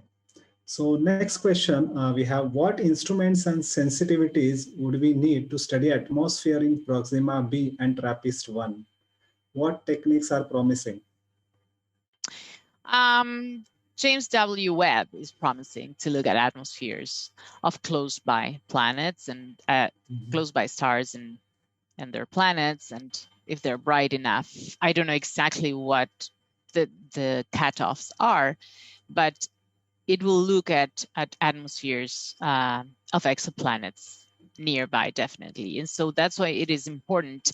So at the beginning of the talk, I mentioned that there's more than 4,000 detections, and we need to characterize them and see which planets we want to observe with James Webb to observe their atmospheres, which ones are more likely to be interesting, instead of just going blindly and observe whatever there is. Because of course, we won't be able to observe all of them, but I think we're going to be able to observe more than we can actually observe. So we'll have to make some selection. And I think characterizing them in these ways, modeling and saying what we expect from each kind of system, helps us make a decision of which planets are worth following up and observing their atmospheres. It's going to be an expensive thing to do. Okay, yeah. So next question, I don't exactly understand, but anyway, so for the open cluster observations and Sumanich law results, what other explanations exist other than separate population where one follows the law and there is another population of persistent fast spiners? Yes. Well, that explanation, there's many ways of trying to explain this bimodal population, but in all of them, there are fast spiners, just because the observations of rotation periods tells us that those are fast spiners. And the others are the ones we expect from Skumanich. So this is what the observation tells you. Now, how you explain that in terms of models. So there's just now a much stronger consensus in the community that this has to do with the morphology of the magnetic fields on the surface. You can use one model or the other, but we all are reaching, I think, an agreement that the way the magnetic fields are distributed on the stellar surfaces is important and matters. But before we realized that was not until a few years ago, there were other models trying to explain this, and mainly, I would say the dominant model was claiming there's a core envelope interaction that can connect and disconnect depending on the rotation rate, and when it disconnecting and connecting to the internal core makes you change the moment of inertia, and that's why you can see a star that rotates faster or slower. When it connects to the internal core, the moment of inertia suddenly increases and it spins down very quickly, and it transitions to the other branch. However, that was a little bit of hard to test mechanism, because you just dump angular momentum in the core, and it's hard to argue it doesn't happen. But we see that for fully convective stars that do not have a core, the same thing happens. We have both populations, the fast rotators and the slow rotators. So I think that is an argument against the core envelope explanation. Okay, I think I will stop here because time is up, and I will hand over to Erica. So thank you. All right, thank you. Thanks, Ankush, and thank you, Cecilia, of course, for a very interesting talk.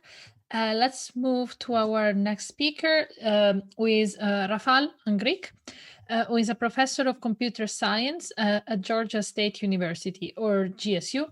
And he's also the founding director of the Data Mining Laboratory at GSU and Montana State University. And also he founded GSU's master's program in data science and analytics with a specialization in big data and machine learning. His research interests are in the areas of very, very large databases, data mining, and information retrieval. And today he will tell us about collaborative solar data science, theory, and practice. Welcome, Rafal. And I just want to add to this, right? This is my list of achievements. Definitely to add in the list of achievements. So welcome today to talk to us, and the floor is all yours. All right, let me share the screen. Can you guys see my screen? Yes. So I make up this title saying collaborative solar data science theory and practice, and then discussion was added to this. So we go through it. Basically, some aspect I can afford that I wanted to maybe review some parts of the machine learning concepts, and then I'm going to talk about some practical aspect of this, and then we'll have room for discussion. So essentially, let me just go with my slides right here.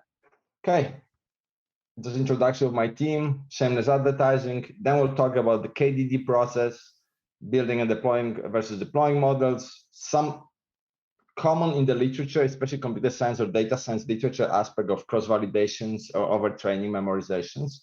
And then we go with the thing that we did on this matter and practical aspect of our data set and mining our data set. And then we'll have some discussion. Sounds good? Anybody wants to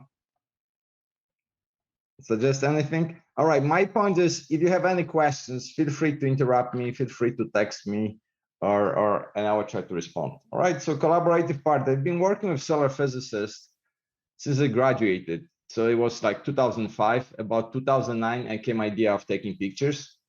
So it took me about 5 years. So you could see growth of the lab. Over years, we moved from Montana State to Georgia State.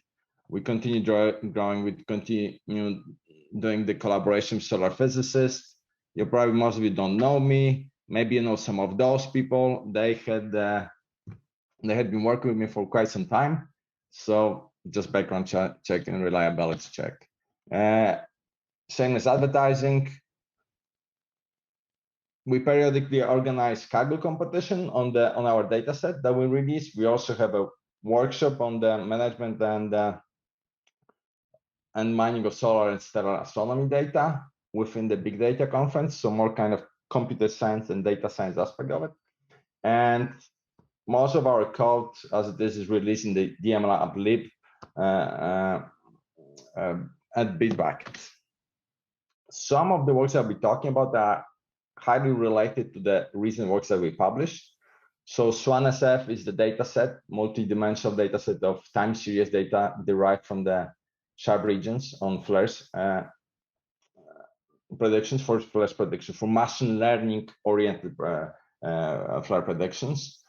What else? We have code that we also release for processing of the data set and generation of this data set.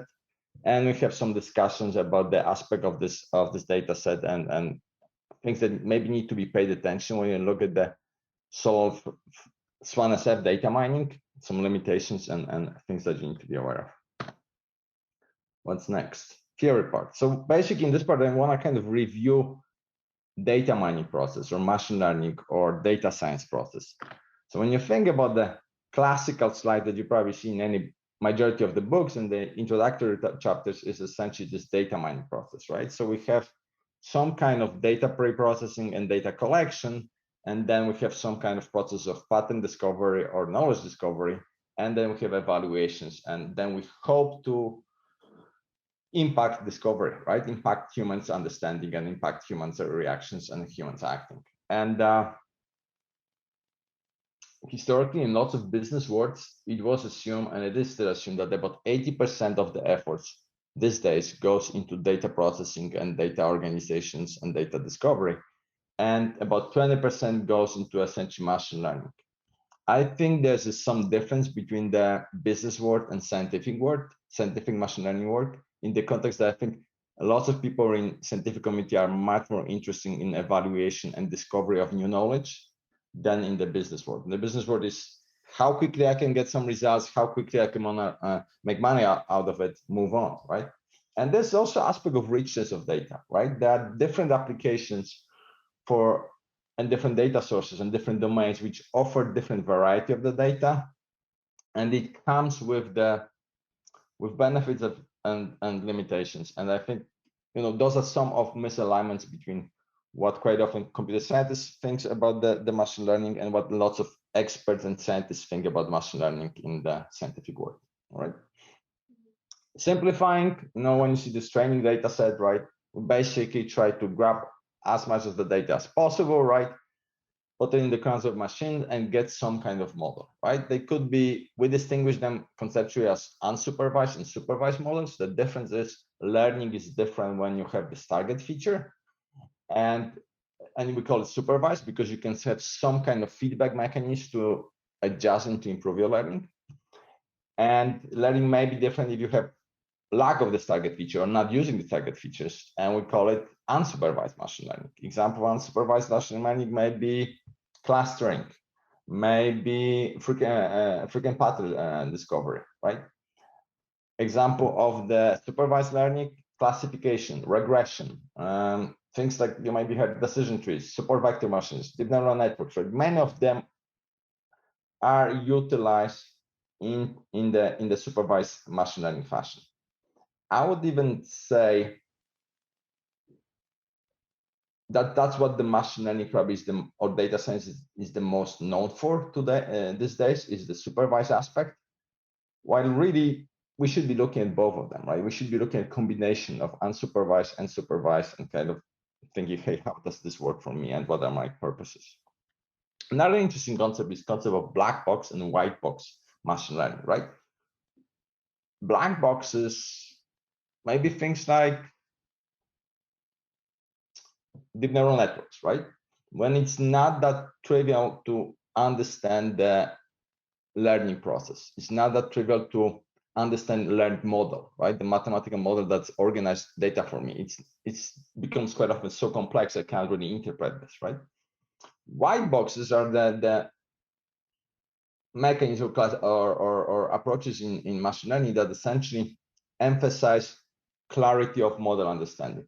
And quite often they are much simpler. Like example would be decision trees, right? They are much simpler because of understanding the output of the model. They are also much simpler because of the understanding of process of learning, right? So that's another aspect that may be worth to kind of think about and be aware of. Not necessarily I want to say. Well, if we have a learning process, right, we have, which we call training, right?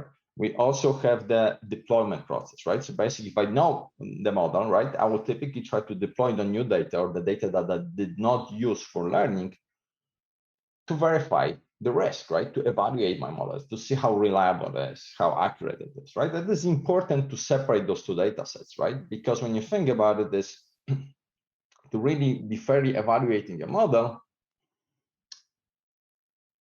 you cannot be cheating, right? You cannot be using the test, right? If you go to the class, right, and you're taking class and you're basically saying, hey, I studied the book, but I want you to give me the test so I could study the test, so I could prepare for the exam. That's not really fair, right? So basically this idea of tests and exams being unexpected and not being pulled directly from the material, right? Not being essentially perfectly matched, right? Is the part of the evaluation, right? It's the aspect of evaluation, right? Another important concept that I want to refresh on is what we call garbage in, garbage out, right? So when you think about whole machine learning process, it has few crucial elements, right? First is quality of the data, right? Sparsity, bias of the data, right?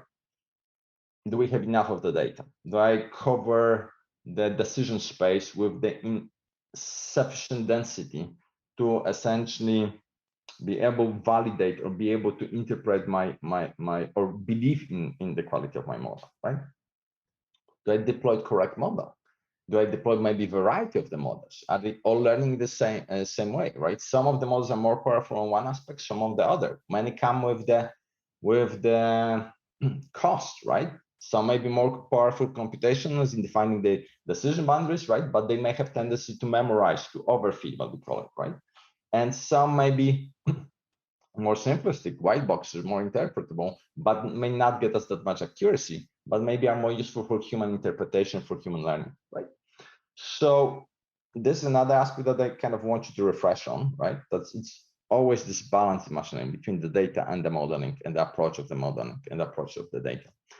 And then just refresher, right? Typically we would distinguish in our community classification versus regression, right? Regression when we want our model to be outputting some continuous numbers, right? And regression when we have essentially categorical levels, right? So example would be, if I want to have just class of the flare as output, right? XM or not X or not M, right? That's essentially that, or flaring, non-flaring, right? That's what we would call binary classification. Okay. Right. Another, when you come to the evaluations and testing aspect of it, right? We could talk about measures, right? We could talk of what we call it truth table, right? When we basically say, hey, since we have this targeted labeled data set, right? Now, how much of the model I create is matching actual outputs, right? So when you think about it in real life, I would quite often could generate this table by basically saying, look, I'm gonna have actual levels and the ones coming from my model, I'm gonna compare them, right? And I can divide different set of measures, right, for evaluation of this distribution between true positive, true negative ratio, etc., etc. One of very popular is true skill statistics, right? And there's a whole bunch of other measures, right? There's accuracy, there's precision, there's recall, there's F1, TSS, I already said HSS, HSS2, whole bunch of them, right? I already mentioned the training versus testing split, but another thing that's maybe worth mentioning is this element of cross-validation, right? So basically one of the techniques in developing machine learning is what we call, typically we would deploy at the end of the papers, you may see tenfold cross-validation, right? So basically you split your data set into the 10 folds, you always hold 90% of the data for training and use 10% for the testing, and you juggle this 10 times, which means that you basically have non-overlapping testing data sets, and you report overall performance of the model, right? And this is really interesting technology because it's used to, but I think it's often misunderstood, right? People argue that this generating model, well, first of all, out of this process, you're gonna have not one model, but 10 different models, right? So, and what you're reporting, you're reporting average accuracy and variance of this accuracy, right? So this was developed for the sake of not operation machine learning, right? Not deployable models, but for the sake of computer scientists or data scientists arguing whose model seems to be more better in a way, right? Who might have on average better results for this particular data, right?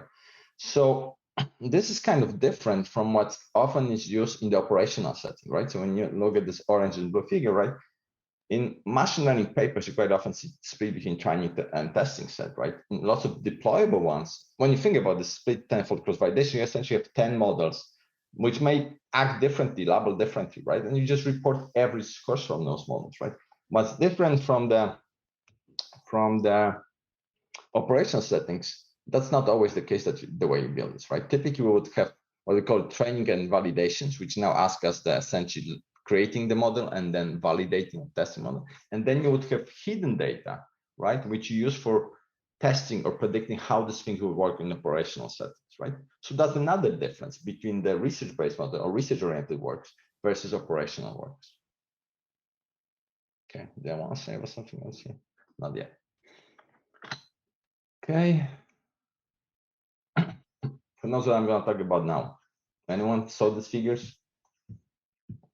Curse of dimensionality, right? So that's another aspect that I think is worth to refreshing, right? To be aware of, right? The more and more dimensions we have, the more data points we essentially need to maintain the density of our decision space in the same fashion, right? So when you think about one dimensional, right? And I think that's an example of what, 20, 30 points, right? That may be quite dense, but if I do it to 2 dimensions, right, you see how those data points are sparse, right? If I do to the 3 dimensions, you see that the points are sparser and sparser and sparser, right? That's one of the risky elements of the data mining, right? That there may be just, if we fit so many dimensions, right? If we not cap on our evaluation process, right? We may act and create models that will be very accurate on our training data and not that accurate on testing data or in the real life data, right? We call this memorization and overtraining. So I always say that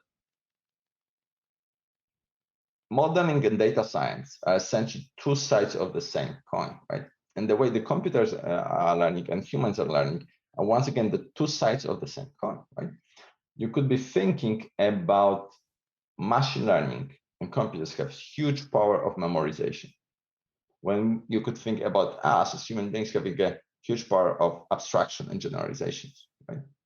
So when you think about it, this data is somewhere in the middle, right? And we kind of approach them from the 2 perspectives, right? Here is the physics laws modelings, right? That sometimes we struggle with fitting abstraction ideas into the data. And here's the data mining approach, when we often struggle with being too precise and generalized, right? Building this borders between the classes or decision process, generalized enough that we could interpret maybe, they could be reliable, that could be robust, right? Problem with them, data mining is quite often there's obsession about accuracy, reporting the accuracy, right? Because for lots of computer scientists, that's the case of essentially claiming the victory, right? Claiming that the model is better than others, right? And I kind of see this sometimes in operational settings, but my concern is we kind of maybe missing the point a little bit here, right? Because when we really think about the both sides of the coin, right, we struggle with the same thing. We struggle with understanding the problem, and I think this is kind of one aspect worth to be aware of and kind of always be aware of when you do machine learning, right? We in our community, computer science, a community called machine learning ill-posed problem, and the reason that this ill-posed is real life almost always the training data is on a limited sample of the world real problem, right? So we always have limited view. We always cannot have as many combinations as possible. And that's one of the things that now people are starting talking about machine learning on simulation data, because simulation data gives you this freedom of kind of adjusting and filling up this density space, right? This data space, when you often don't have it in data sets, right? In the real life data sets, right? When you think about our Swan SF, that's not even one full solar cycle, right? So there's a risk involved with learning from the data sets, and machine learning have tendency to over specialize. Why quite often human experts may have the tendency to overgeneralize, right? So with time, I hope that we can find the sweet spot, right? But that's not state of the art in my opinion right now. Okay. When we're talking about this overgeneralizations, we could be thinking about it from 2 perspectives, right? We could be thinking from the perspective of not learning enough or overlearning, right? When you think about the going to school, taking the class, Well, you have two approaches, right? I'm not gonna study. I'm gonna study a lot, right? And now I'm gonna maybe overstudy, right? So problem is I could be studying so much if I have, short books and short materials, right? I'm basically maybe just memorizing. Maybe I get to the point when I'm not focusing on understanding the problem, generalizing, right? Understanding comes with the element of generalization by focusing on memorization, right? And problem with these memorizations, especially part of computers to be able perfectly, almost perfectly memorize the data is every single time, if you ask me very specific questions from exact material that was taught to me, I'm going to have a perfect answer, right? When you think about someone who has the power of memorizing everything, right? And someone who has the power of generalization, right? As long as you're asking the question from the history, right? There's no really that much point of distinguishing between them, right? Because the guy who memorizes, maybe just giving you the things that he remember without understanding material, right? So the way we approach this, right, the same thing on the test, right, is you kind of go out of the scope, or you have some surprise questions, or you have different interpretations of the material that you presented in the class, right? And that's when this power of someone who generalizes, someone who abstracts, right, is going to shine when the person who memorized is going to have problems, right? So we kind of convey the same message, try to convey the same message through the speed of training and testing, when we're making sure that testing data set was never used in the class, was never used in the learning process, and we utilize this testing to verify where we are on this curve, right? So when you think about the training data set, right, you could basically make models better, and better, right? They could be more complex, and they can memorize this, right? Think about essentially you building a border between the dots, right? Well, initially I could have very rough border, but the more data points it is, my border may become more juggling, right? Maybe I have decision tree, right? I may have decision tree of 1 or 2 levels, just essentially trunk, right?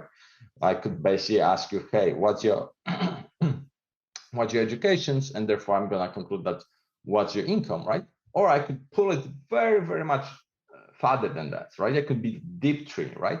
And basically say, hey, what's your education? Where do you live? How many kids you have? What's your age? What degree exactly, right? What field exactly? Where do you employed, right? What the size of your house? How many cars I have, right? With each of these questions, building more and more powerful model, and I'm increasing my accuracy, right? But now is the question: am I having the model that's accurate but also robust, or am I building the model that's only accurate, right? And only accurate as long as I have everybody responding to this question, right? So the way we kind of try to figure out machine learning is comparing the two curves of the errors, right? This basically memorization is this training, right? Power, training error. And then essentially generalization stability of the learning abstraction, right? Is this testing error, right? So we believe that what happens is in the learning process, right? As soon as you get this deep, right? When you look at the red line, right? I cannot basically, my errors are now increasing, right? We may be talking about memorization of the data instead of truly abstracting from the data, right? So I have the sweet spot saying, hey, look, that's when the gap is probably reliable, right? That's when we kind of think like it's not memorizing yet because it's still stabilized, and an error on the undisclosed data is very comparable to the error on disclosed data, training data, right? And that's why I believe it's maybe reliable.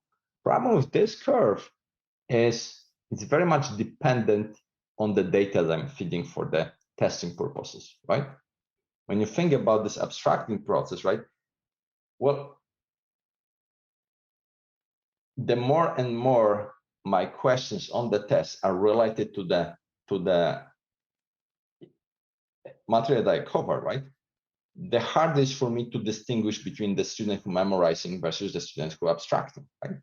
The more and more abstract and span and out of the box and kind of curveball questions I'm giving of the text, the more I'm seeing the guy who is memorizing maybe struggling when the guy who is understanding and generalizing shines up, right? So this is a key question in the lots of machine learning applications, right? Do we have data that challenges the model enough to be able to distinguish if the model is really memorizing or just or learning as it's supposed to, right? One thing that to be aware of this, right? I put this on the dimensions, right? I put the essentially errors versus complexity of artificial neural networks. Well, any model in machine learning could be expressed with different complexity levels, right? If I have support vector machines, I could be talking about different mapping functions, right? Different kernel functions, right? If I have decision tree, I could be talking about different depth of the trees and different branching of the trees. If I have neural networks, I'm obviously going to talk about size of the layers, dimensionality of the layers, operators in the layers, functions, thresholding functions, the number of the layers, right? So it's essentially complexity of power of memorization, ability of memorization versus learning, right? We could think about the scientific as, I don't know, human intelligence versus ability of the learning, right? Or human ability to memorize versus the errors, right? So those are some concepts that I want to come back to when we'll be talking about the practical data sets. Okay, any questions so far? All right, so one of the things I want you to talk about, I think it's quite useful, right? This is data set that we released about 2 years ago. It's called SWAN SF data set, Space Weather Analytics for Solar Flares data set. It is essentially big data collections of the magnetic field parameters and additional parameters which we think are relevant to the solar flares derived from the discriminative data, right? From the research-oriented clean data, right? Some basic from the sharps. The way we represent this data set is essentially time series data, right? So basically, we track down all of the active regions that were reported. We basically identified solar flares, and we kind of represent the all parameters into this data set. I will come back to this a little bit in a second. Okay, so that was the process of learning, right? So of generating the data set, right? So on the top, this red band, you can see essentially our atoms to clarify the levels, right? So what is flare, what is not flare, where was how we should link to the flare to the active regions, sharp patch, etc., right? So that was one part that we preliminarily used ghost reports, but we had to verify some of the reports with the SSW, lattice bands flare reports, and data from Inode, and basically to create reliable labeling. We had some cases of, for instance, location of the flares were missing, or we have to derive them, or was not consistent with the active region, or sometimes sharps were matching to multiple active regions. So these things need to be clarified, right? Then what we wanted to do, we basically wanted to provide community with the whole bunch of the magnetic field parameters that we knew were referred and used in literature, right? Problem with the sharp descriptors is some of them have those parameters, some of them have them calculated only for the period of the data. Some were missing, some were just misformatted or misaligned. So we basically recreate the software for magnetic field parameters calculations and added some of our own, like history of flarings of active regions, right? And we basically just recomputed all code for the entire SDL data, right? And once again, it's a difference between computing this for individual sharps versus computing the whole span, right? So we also sped up the code and kind of make it running on GPU, so we could kind of generate the whole thing in the quick fashion, right? Now is the last part, the yellow part, right? When you think about it, I'm talking about the whole bunch of data, right? There's a lot of data there, right? As I said before, machine learning, one of the ways we kind of verify or maybe make models more trusted is by hiding some of the data behind the back and questioning our models on this data, which we call testing, right? Or for the sake of evaluating between memorization and generalizations, right? So we essentially split the entire data set into the 5 folds, right? So if you remember, machine learning was typically very often papers are reporting on 10-fold cross validations. Well, we didn't feel that we have enough for 10-fold, so we went with the 5 folds. And we'll be talking about them in a minute, right? Once again, commercial spin right there, right? So you could see essentially list of the parameters that we're calculating in this data set and provide with this data set. We have time and location, magnetic field parameters, flare history parameters, and quality of either the flare reports or quality of some sharp data, right? That was inspired by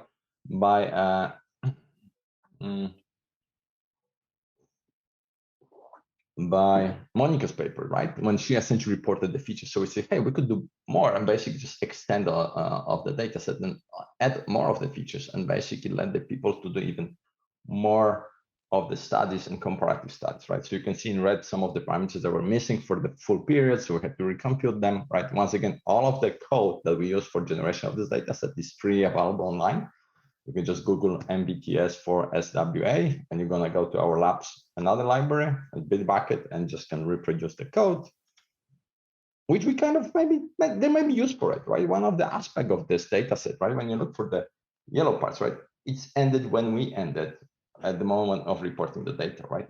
This data, because of the code availability, is expandable, right? You can add more faults as the data will be generated, which we hope to do. But you can also add dimensionality of those, right? When you think about this is, I'm looking at these parameters, right? Now I have time series of those parameters, right? That becomes multi-dimensional, multivariate time series data sets, right? When we basically think about 50 parameters and each of them reporting over time, right?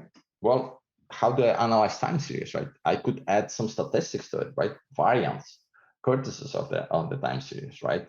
I could maybe look at the shapelets. I could maybe look at the point in time classification. So that's another way. So when you think conceptually, right, because of the code release, the data set is expandable, right? It's expandable in the time of the faults and number of the years that could be added in the future, and it's also not expandable in the number of dimensions because we link those all records to the active regions process. Okay, well, what's the problem? The problem is imbalance of the data, right? When you look at lots of machine learning studies, they claim one model is better than another, but typically what they do is they run it on the benchmark data sets, right? Which we kind of try to do. Swan said, promote this as the benchmark data set for the space, where there are solar flare prediction applications, right? But the difference in this is for the purpose of machine learning and machine learning data scientists knowing the struggles of the data, lots of data sets used by computer science community are balanced in the classes, right? So on purpose to get the discussion out of dealing with imbalance, right? Vast majority of data sets out there are balanced data sets, which means every single class has the same ratio, has the same count in the data set, right? Which helps us even further focus on what machine learning community is interested in, is development of new models and comparison of them new models, not necessarily novel data discovery, novel knowledge discovery, right? With the real life applications, the typical cases are totally different, right? We have always this extreme imbalance in the data sets. Shouldn't say always, I should say majority of the scientific cases, right? We have rare cancers, right? We have rare tsunamis, right? We have big flares becoming really rare, right? So we'll come back to this multiple times in the rest of the talk. Is essentially issue with imbalance of data sets, right? So the way we partition this data set, we kind of, since our intention was to deploy this for flare versus non-flare classification machine learning, right? We basically just slice data set to assure that all partitions have more or less equal number of X and M class flares, right? But that came with the two things, right? Since there's solar cycle, there's different intensities expected, right? Different counts, right? You can see that the ratio of imbalance for each data set are slightly different, right? So we're reporting non-flaring active regions, data from non-flaring active regions, B, C, M, and X, right? When you think about every fault, for the same period that we're pulling the data from, right, there are slightly different ratios of imbalance between the flaring active region, we assume just X and M type flares, and non-flaring or quiet or negligibly flaring active regions, which we call CB and N classes, right? Well, since cycle is there and since intensities are different, the partitions have also different time periods, right? Which kind of brings us another practical aspect of machine learning for sake of solar flare prediction or real life prediction, right? How far along do I predict, right?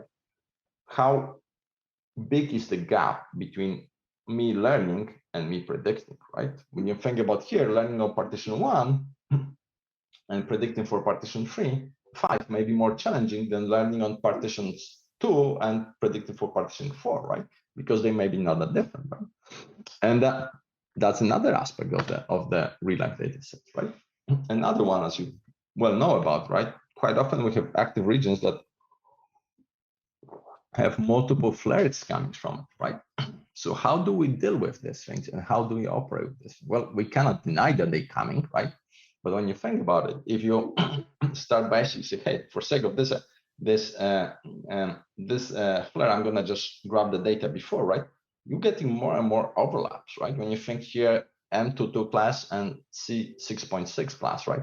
They overlap quite closely. So the data that I'm using for predictions will also be overlapping quite closely, which essentially brings us to another things to look about the whole prediction process in the space weather, right? The way you could look at this is essentially three aspects of your prediction process, right? First is the observation window, right? How long am I allowed to look at the data before I can make my prediction?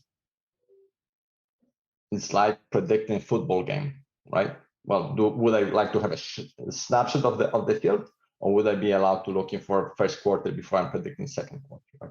Now, how far in the past I'm gonna predict, right? Do you want me to look at the first quarter and then predict for the results in the fourth quarter or the results in the second quarter, right? This gap we call latency gap, right? And then finally, for how long you want me to hold my predictions, right? Am I predicting is solar flare going to happen in the next minute or in the next 24 hours, right? Or 48 hours, right? How long is this prediction window, right?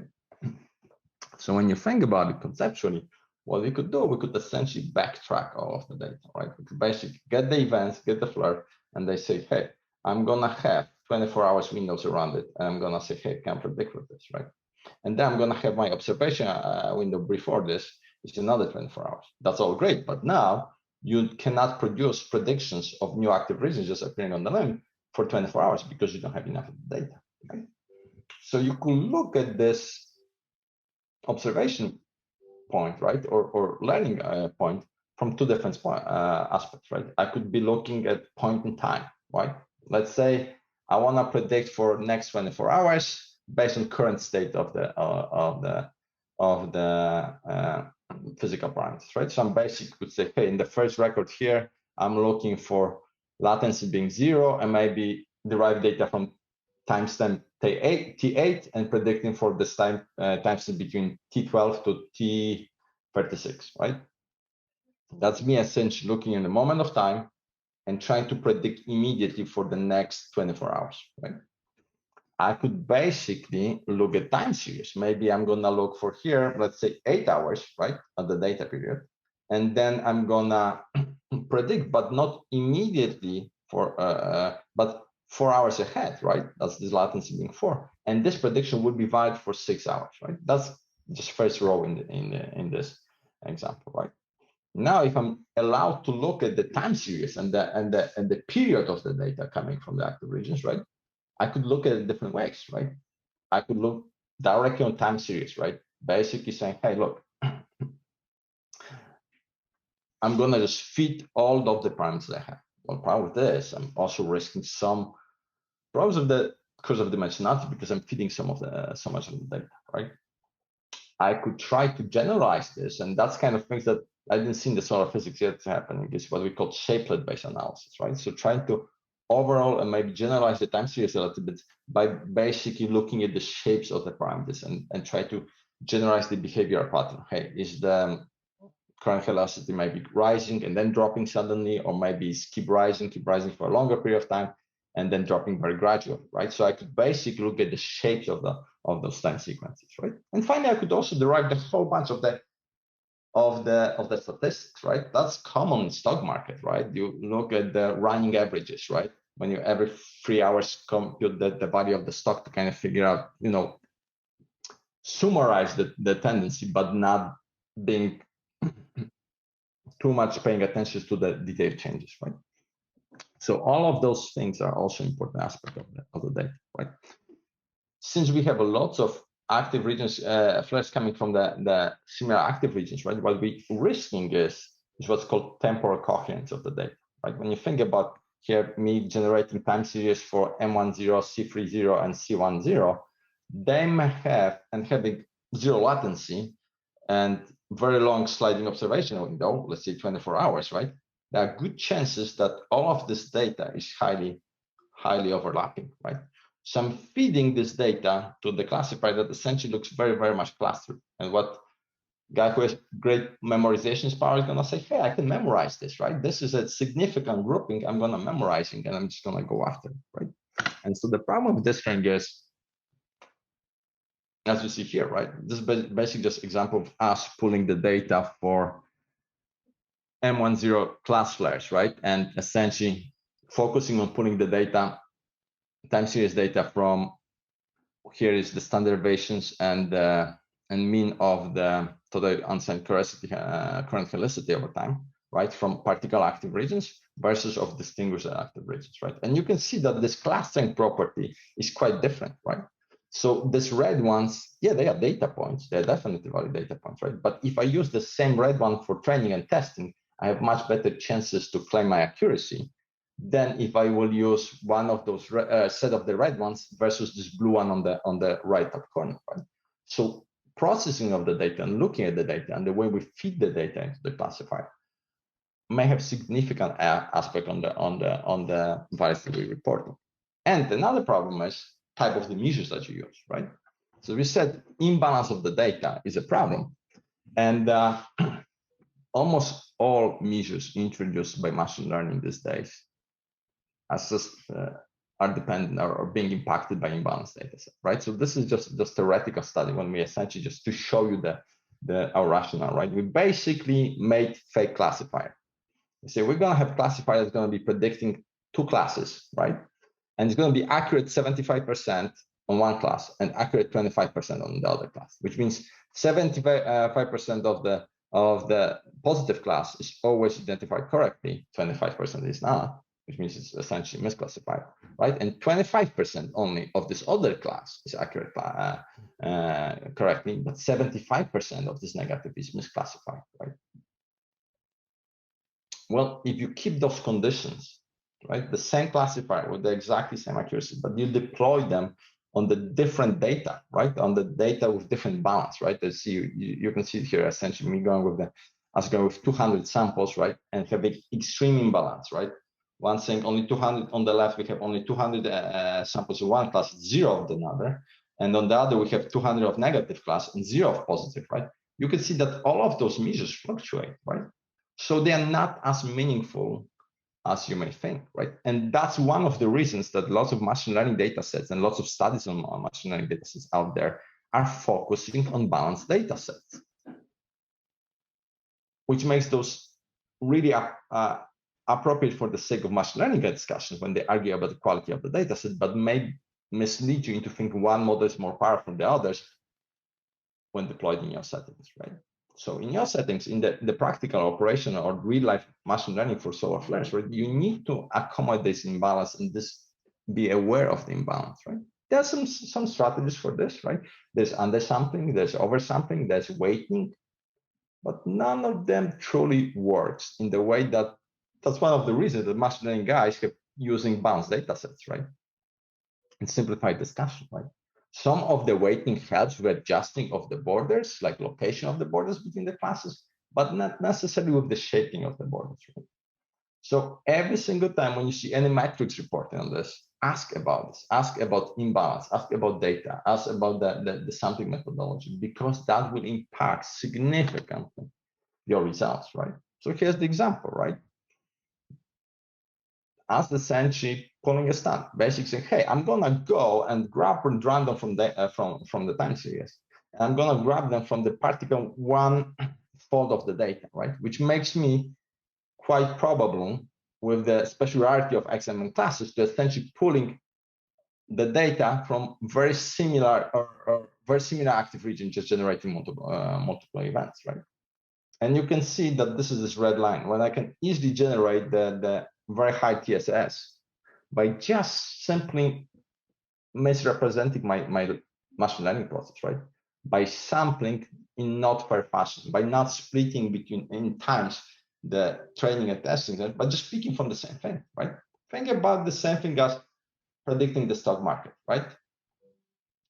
If you would have to predict the data for tomorrow, right? Stock market for tomorrow, what would you rather have? Last week of the data, or 3 days of the data before your predictions and 3 days of the data after your prediction?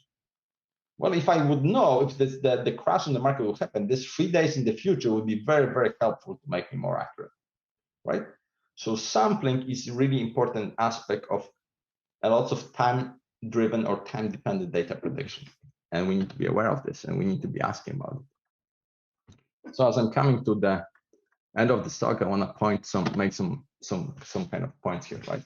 Measurable outcomes, quantitative measures such as accuracy, misclassification, etc., are really being developed for the sake of performance of machine learning project, comparison of the algorithm, not necessarily that deployable for the sake of operational settings or real-life predictions. So don't be a metric chaser. Look at what you're learning from the machine learning process, right?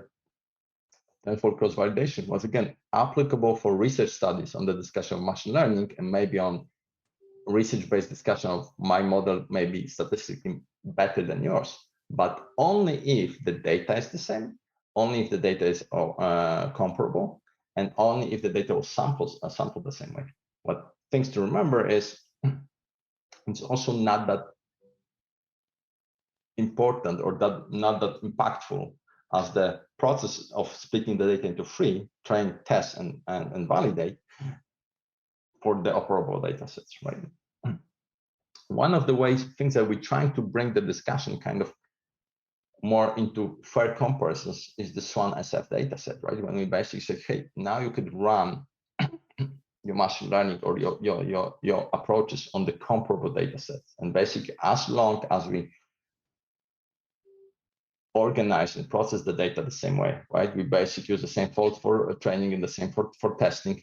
We make the comparisons more fair. We can't guarantee you perfectness of this comparisons, but we make this a little bit more fair than something else. Okay. Another aspect to remember about the machine learning, we call it no free lunch theorem. That's quite often testing multiple approaches is more reliable and gets you more informative or more stabilized or more accurate over time results, more robust results, I should be saying, than using just one. Looking at some new methodologies based on this and kind of combining our methodologies may be really interesting aspect. Here we're trying to do shapelets analysis merged with the time series data, when you basically try to do the distinctions between magnetic clouds and non-magnetic clouds by looking at generalizing the behavior in BN, BR, and BT parameters and trying to see if we can figure out the trends there, right? Final point, right?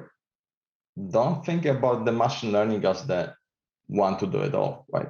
What I really think is really interesting to look at the coin from the both sides, right? And kind of trying to see if we can generalize and we can link the discoveries that based on data with the theories made by the modelers or simulators. Last slide. Thank you very much for support to SDO, to NSF, to NASA, to GSU for funding my works and our lab's works. And now it's time for questions. Thank you very much, Rafael, for nice presentation. So there are a number of questions here. So I will go one by one as much as possible. So first is, what are your lessons learned from organizing the Kaggle competitions? What guidance do you have for the rest of us to do this? So what's nice about Kaggle competition is if you push it that far, right? It's kind of gives you really surprising feedback in the way that I think we have 20 teams competing from Denmark suddenly. Someone was running the class and they were all interested in the stock market and time series, but they saw us as time series and just grabbed us, right? And I think you could think about the Kaggle competitions in a way of ensembling your machine learning, right? Because you would have people developing different models and obsessing about different aspects of the models. So overall, I think they are very informative and very useful, but also is a way of trying to bring this kind of fair comparison aspect to machine learning and to solar fair prediction. When the people working in the competitions dealing with the same data, right? They can master the data, but they never being disclosed the testing data set levels, right? So comparison is much more far. And I also think it's because of that, it's kind of, I guess, keeps people honest more, right? One of the biggest temptation machine learning is, hey, my model is not accurate as I want it, and I really want to claim that's accurate. So I'm gonna look a little bit and say, hey, maybe I need to change my sampling, or hey, maybe I need to look at this testing data a little bit, what I'm missing here, right? So Kaggle kind of removes this part because we never disclose the testing data to the users. We just give them the results, right? So that was one thing that we kind of like, and I think that's also a good way of bringing community together, right? One of the way of attracting more machine learning and data science people into the field is barriers of entry, right? The same because we struggle with data with machine learning, they struggle with data organizations, right? So if you kind of lowering these barriers of entry, you raising the interest, right? And lots of communities benefit from this, right? When you think just as bioinformatics, bioinformatics, right? Google Maps, right?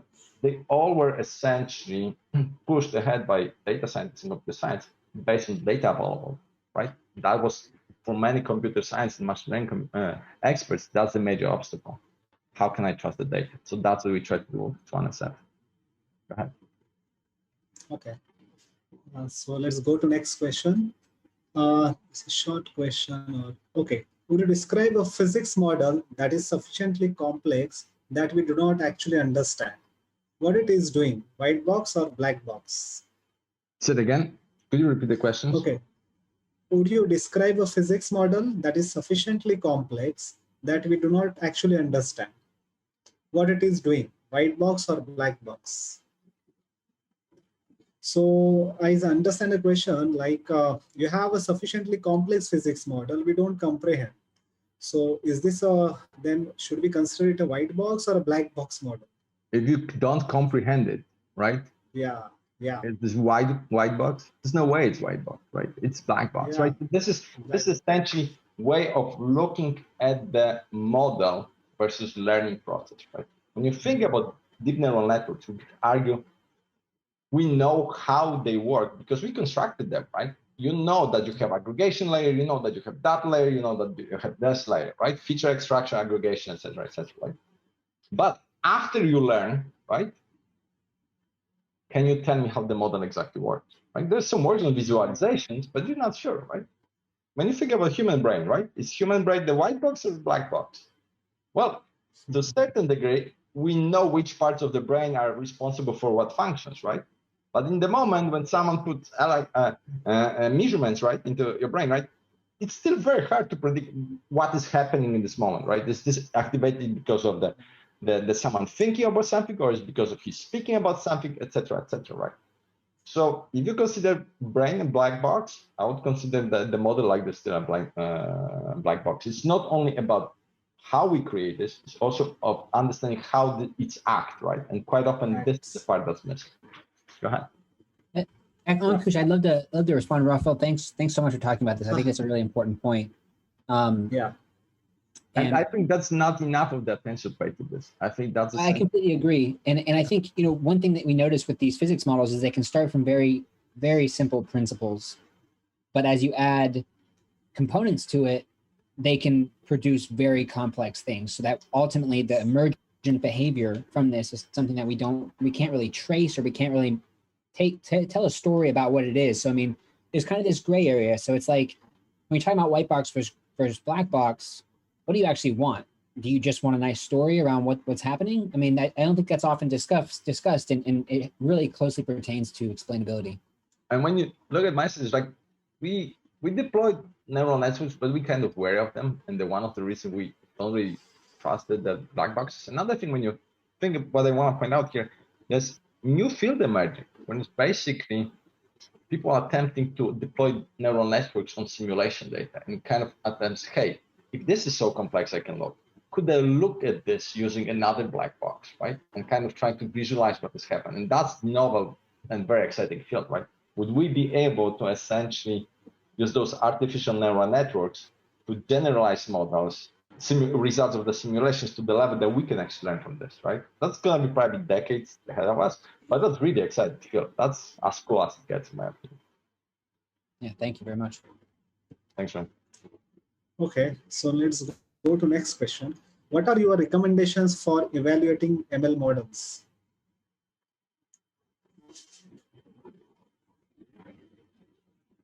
I think that it was 2 days ago when Samek was giving a talk about the visualization about deep neural networks, right? And he kind of made the point, right, of saying, hey, is this acting in the way I would expect this to act, right? And to me, yes, TSS and HSS are definitely the two most reliable measures. TSS may be about the accuracy of the model, and HSS, if I have to distinguish between one model over another, maybe how reliable it's going to be over time. But to me, I'm still kind of more pushing toward the simple and white models than black models, right? So to me, it's did I really learn anything from this, right? I could deploy this and say, hey, it has accuracy, right? And so, well, you deploy something else and you're talking about your accuracy, and I'm gonna, like, my model is more accurate or your model is more accurate. Where are we going with this, right? But really, it's maybe looking at the models and trying to figure out, hey, look at this parameter. And I think there's some theory to build it, or there's some physics or theories to link, or maybe make up new theories, right? So to me, ultimate taste for machine learning is science discovery, right? And this is something that's not often discussed in machine learning, especially in this last recent boost of deep neural network, because lots of them are deployed on so much data, internet images and the traffic data, etc. That's so rich and so fulfilling, right? And there's no really need to understand this, right? If I'm identifying faces, I'm identifying faces. Nobody's going to question me that I'm accurate with identifying faces, right? It's totally different belief in labeling than in solar physics in scientific applications, right? Is this stage 4 of the cancer, or is this stage 3, right? Are these cells being more toward this or toward that, right? I'm talking about, is X class flare really different from M class, or they just based on the values and maybe they essentially just scale up version of the same event, right?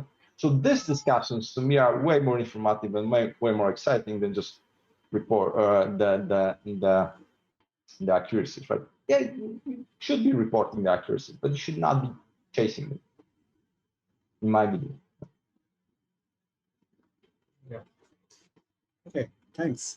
So one more question: should or can testing data set be specifically crafted so as to probe whether model is perhaps memorizing or fitting? That is, making sure the testing data set has a large fraction of outliers or curveballs. Yeah, that's, you see, that was our initial attempt with SwanSN. We're like, oh yeah, we're gonna make them all non-overlapping, all perfect. And then we get just worse and worse into imbalance problem, right? Because the more and more selective you are, right? Now we're talking about pulling one solar flare from entire active region that maybe have 10 or 20. What you're actually doing, you're doing even more and more imbalance, right? So then we felt like, yes, it should, but we cannot do this. And if we do this, we will have such a small data sets, we're gonna essentially skew entire community toward very unrealistic scenario, right? Quite often what problem with the operation setting is you have too much data to process, then essentially not enough of the active region to analyze, right? So that's how we essentially said, hey, we're just gonna hard cut them, right? And because the span window of time is so big, right? It's almost 10 years, right?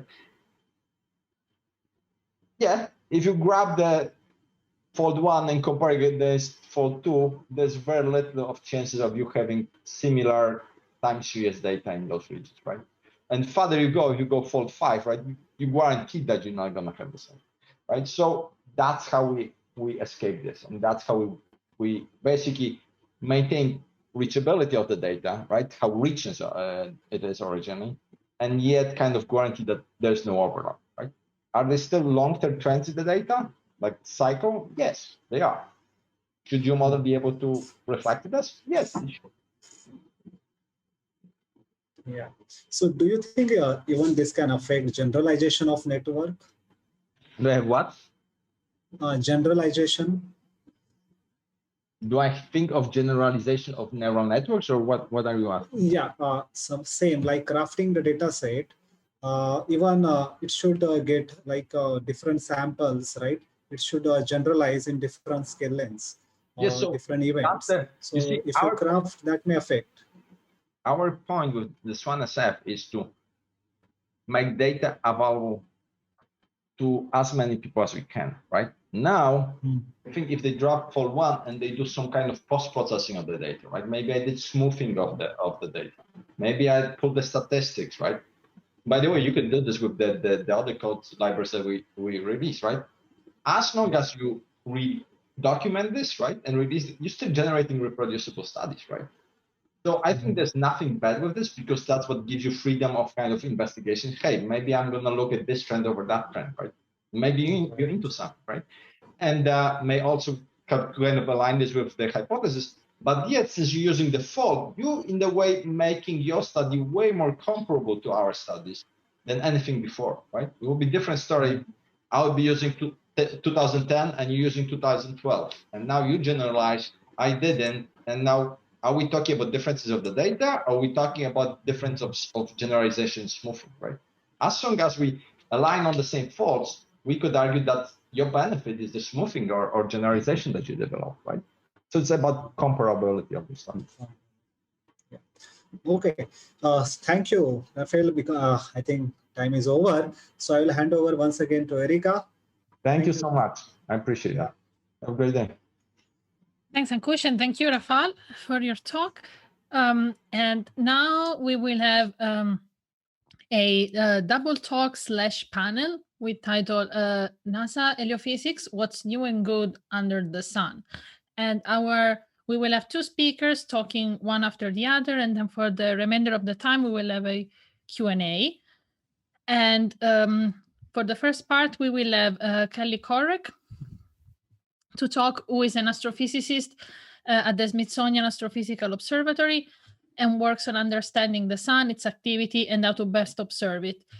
She has worked with an international team to build the high-resolution coronal imager, or IC, sounding rocket, which during its flight, it was about 5 minutes, captured the high-resolution images of the solar corona in EUV.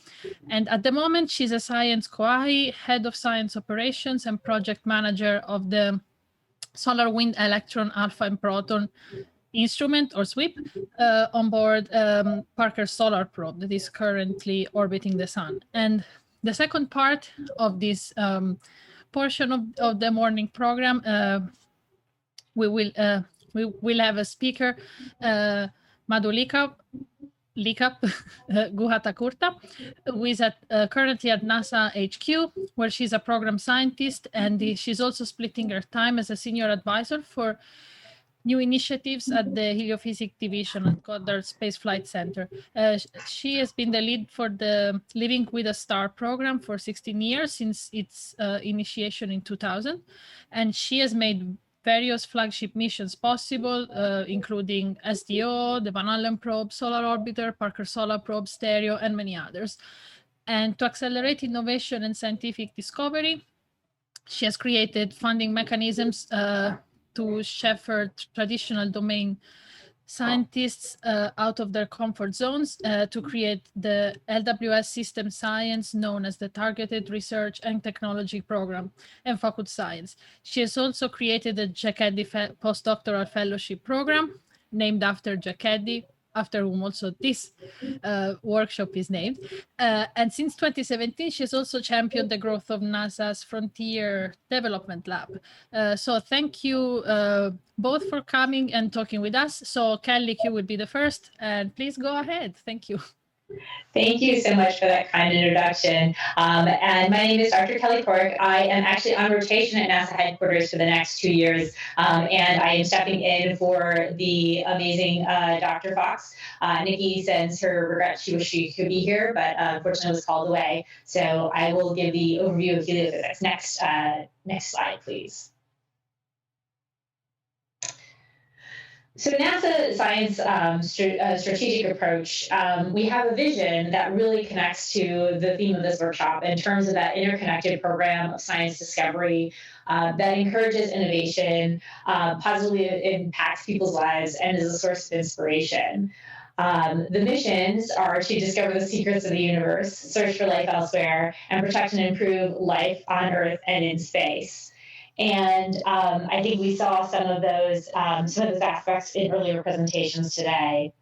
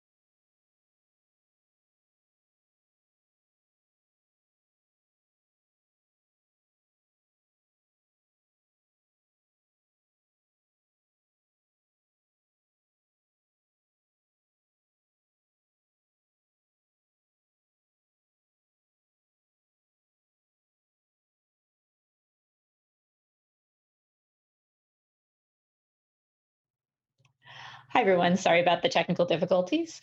Going back to the values of the science strategic approach, excellent inclusion, leadership, integrity, teamwork, and safety.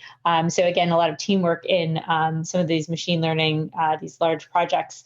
And the priorities to exploration and scientific discovery, innovation, which this conference is all about, and interconnectivity and partnerships, as well as inspiration. Next slide. So the science vision between 2020 and 2024 is excellence through inclusive, diverse teams. So really, when there's a diversity of thoughts and backgrounds and perspectives are welcome and celebrated, it's really critical to mission success and creates better missions.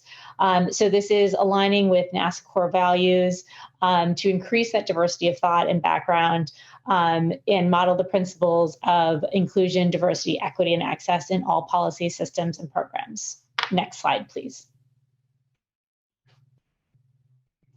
So NASA heliophysics is experiencing incredible growth. It's always a good time to be a NASA heliophysicist. It is poised to achieve the program of record outlined in the 2013 decadal and the midterm assessment.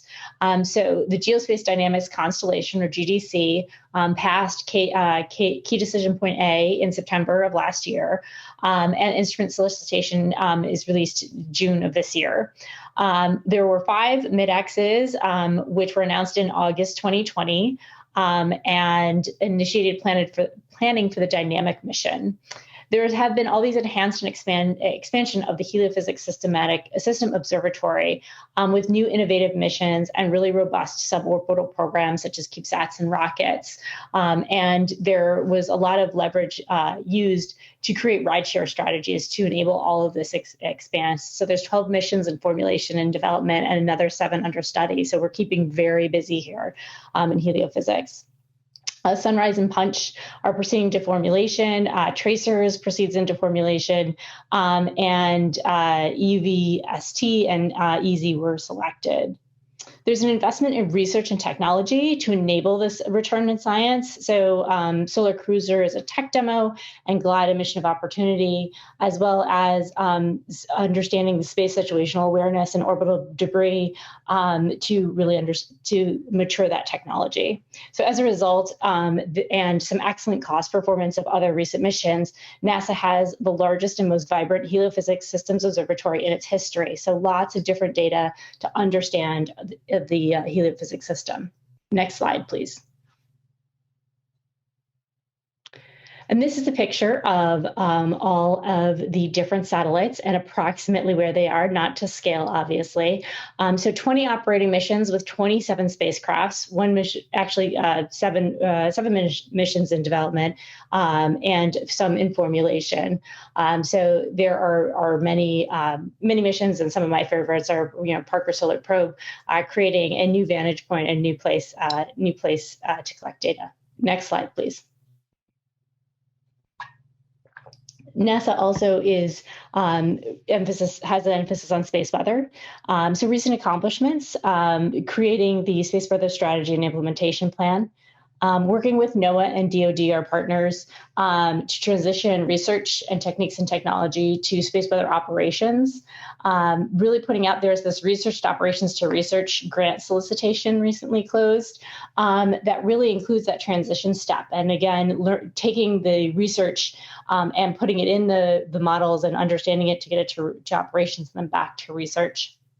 There's also been work on the Hermes instrument package to support the Gateway and Artemis, the return to the moon. So looking ahead for space weather, ProSwift, as passed by Congress, continues, continuing with actions that were already underway with interagency efforts, space weather observations, operational forecasts, and other applications. Developing a space weather instrument pipeline for future observations, engaging with different partners in order to create more missions, and continue transitions the RAD instrument on Curiosity rover from the Mars Planetary Science Division to Heliophysics Division to engage the space weather community in supporting Mars. So this, I think, is a really neat and interesting path where you are taking something that just a few years ago would have really been considered kind of in the future, looking at the space weather at Mars, and now we're actually going to have a data point there. Next slide, please. So we're also planning for the next decadal. The Heliophysics 2050 workshop was held in early May 2021. It was enabled by NASA and NSF, a community-led workshop, developing short, medium, and long-term goals. There were over 1,150 domestic and international registrants with approximately 425 to 650 people engaged each day. So this really was a whole community coming together to plan not only for the next decade, but for 2050, 30 years in the future.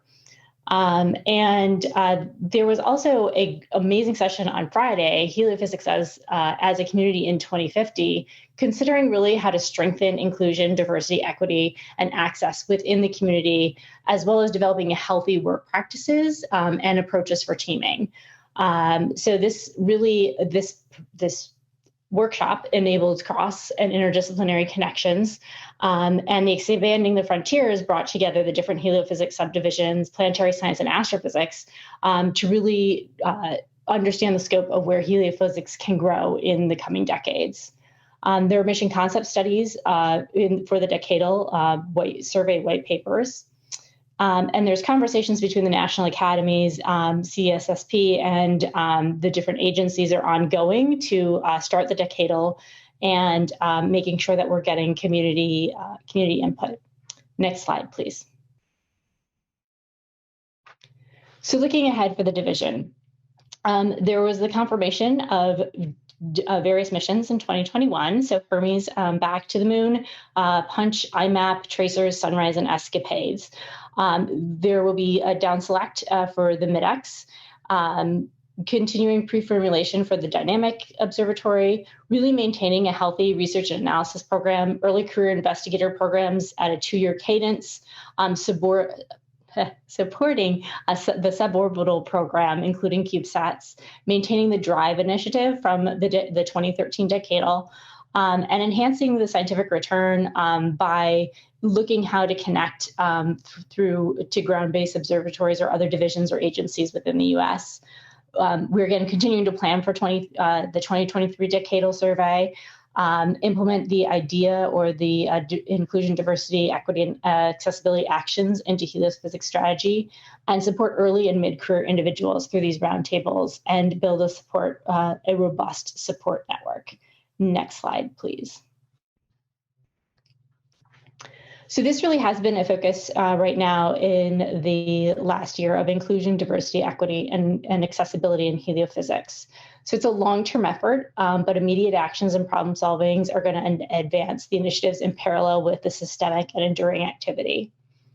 So the division goal is to incorporate IDEA into the heliophysics division mission, vision, and strategy, resulting in a division-wide commitment to lasting and specific IDEA goals and objectives. So some of the ongoing and exploratory work that's being done at headquarters in this regards are the members of the heliophysics division participating in various trainings, such as understanding systemic racism, and working in groups to identify potential near, mid, and long-term division activities. We're identifying internally different leadership opportunities for staff to understand this issue, and then explore best practices for IDEA recruitment efforts, including hiring panels. There will be the adoption of an inclusive RNA code of conduct, sponsor and incentivize enhanced and innovative mission outreach activities with IDEA as a major focus, such as those activities associated with the Punch and the IMAP missions. That really focus on connecting to communities where they are, as well as bringing future leaders along to have opportunities to learn in order to become the PIs of the next missions. And establish a community-wide early and mid-career support network pilot and partner with other SMD divisions, professionals, and scientific societies with a focus on providing mentors and mentees, training and resources that consider the whole STEM individual. So keep your eyes open for that. There'll be an announcement soon about the mentorship program.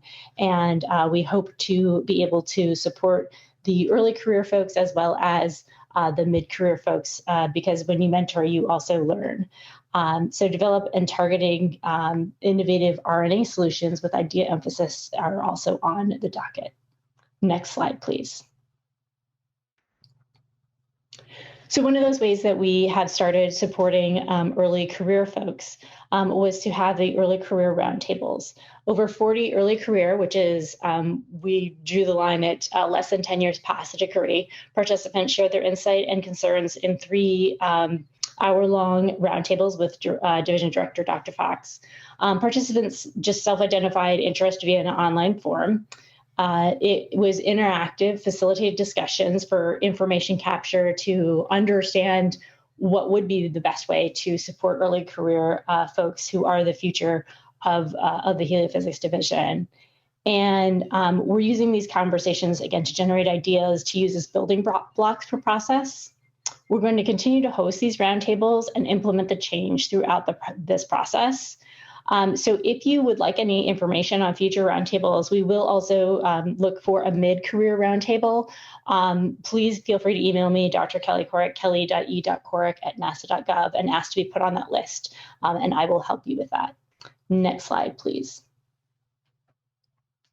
So some of the topics that were discussed there to see kind of what we're looking at in terms of this community is long-term COVID impacts on the job market, because, for instance, folks just haven't been as productive in the last year, and how is that going to affect kind of long-term job prospects? We're looking at work-life balance in a virtual environment, surviving work in isolation or surviving work surrounded by your family, building that successful relationship with colleagues in the age of virtual conferences. It's not quite as easy as to just catch somebody's eye and bring them over to your poster in the virtual world. So how do we get back to some of that? And then the inclusion, diversity, equity, and accessibility initiatives. So the summarize of these anonymized comments will be shared also with the community in order to start addressing these issues and find other solutions if they have some. Next slide, please. So overall, get involved and stay informed. We're really working hard to grow the heliophysics community. So stay in touch a variety of ways, such as there's a Nikki's Notes, which will you can sign up here at this URL, the bit.ly URL. Stay up to date with what's happening at this virtual town halls. Let us know about the science you're working on. We would like to amplify the science that's going on by all of the wonderful researchers. There's different web and social media, and you can volunteer to be on a panel. We always are looking for those volunteers. So next slide. And as always, it's Helio Rocks, and it's a great time to be a heliophysicist. Thank you.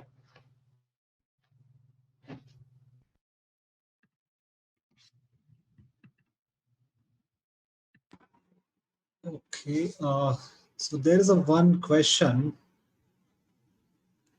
Ankush, the questions Or are at the end. end. Okay, so.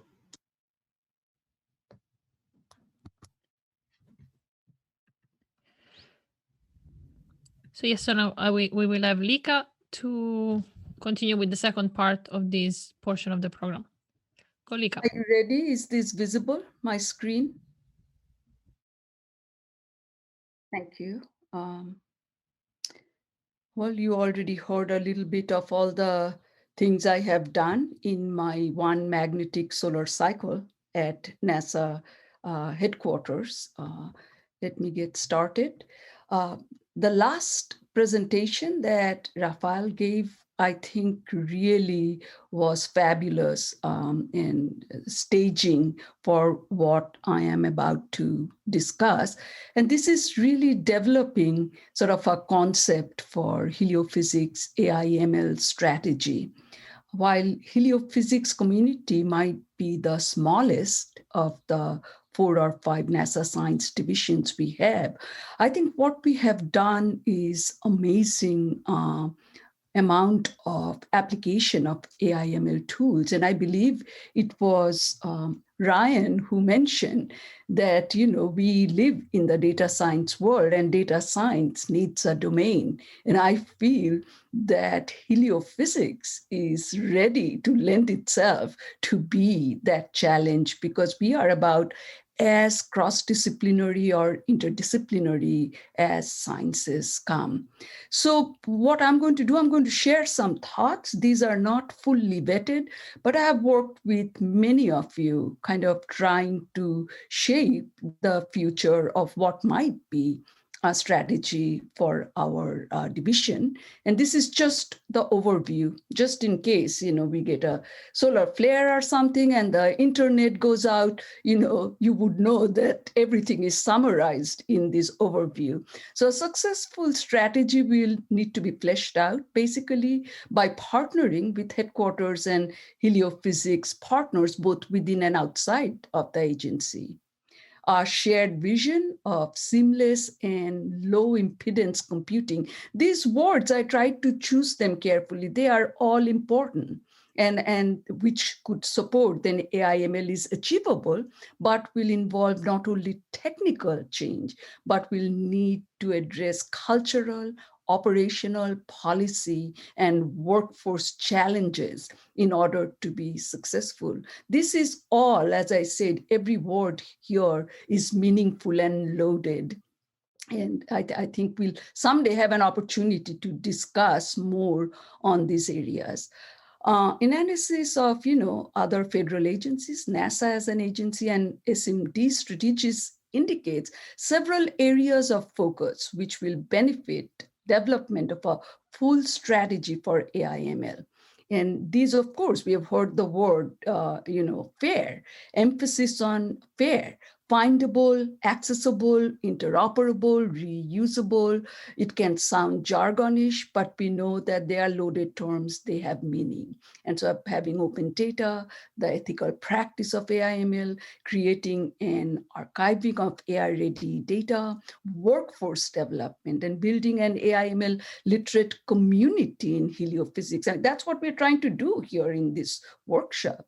And meeting the needs of agency-wide search of scientific data products useful for science and AI/ML applications. So that's kind of the overview of what we are trying to do. And of course, the rationale for developing this strategy is, this being congressional justification and executive order on maintaining American leadership in AI that was issued back in early 2019. And follow on to that, SMD actually developed a data working group strategic plan, sort of SMD open science ecosystem. And there are several goals there where AI/ML fits in. Enable open science, evolve data and computational systems, and then partnership for innovations. Very, very important, as we have really kind of come to understand from many of the presentations here. So this is, I have a hyperlink. I actually didn't put the link itself here, but this strategy for data management and computing for groundbreaking science 2019-2024 came out in late 2019 to explore novel computational techniques, including those encompassed by AI and ML.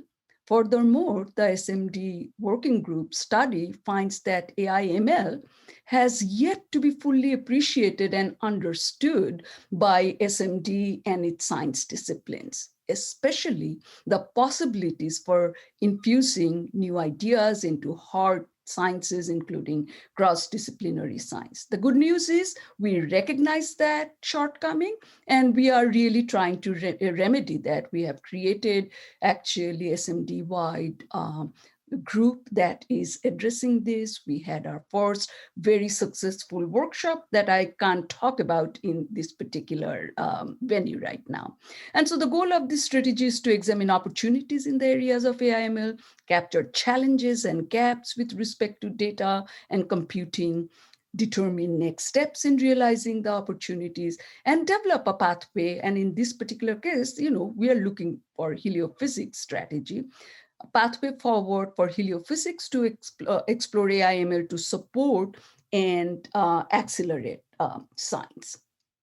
I'm not going to read this. I have quite a few charts, and I wanted to lay these out for you because I'd love to hear from community. What do you think of these ideas? Where do you can provide, other input, other variation, things we have not considered, for example.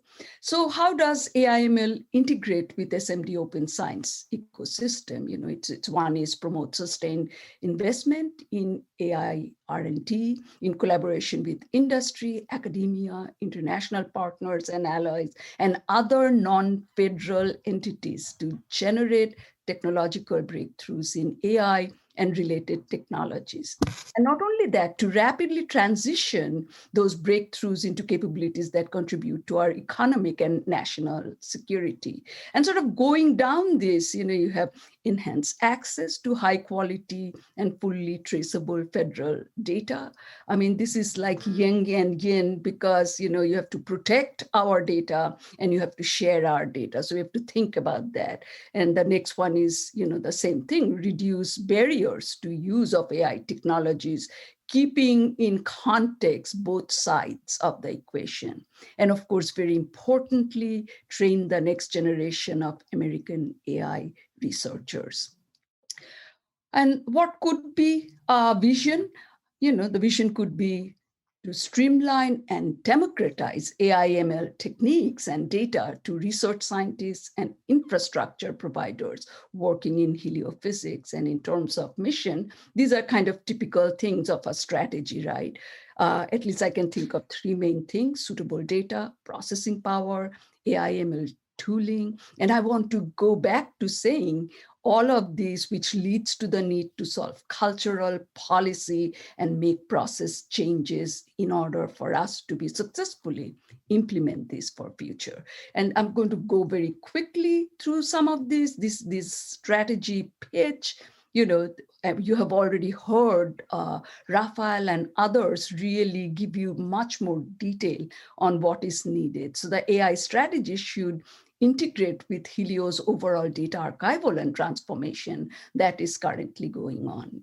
Application, which is solve relevant science, mission and mission support problems, teamwork, lead and synchronize heliophysics AI/ML via an open AI/ML community that we are trying to build, reskill, which is expand AI training, education, hiring, and retention across the workforce. Tools, assess, recommend, and establish AI/ML platforms across all of heliophysics. Data, AI enabled, what's the right kind of combination? Do we want 100% AI enabled? Maybe not.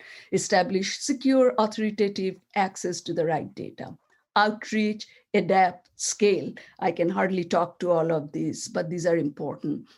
And these are going to give you some, sort of the way I'd like to lay out our strategic plans. We can think of it in three buckets. One is advanced AI/ML investment to expand heliophysics science, which would be to create AI-ready data.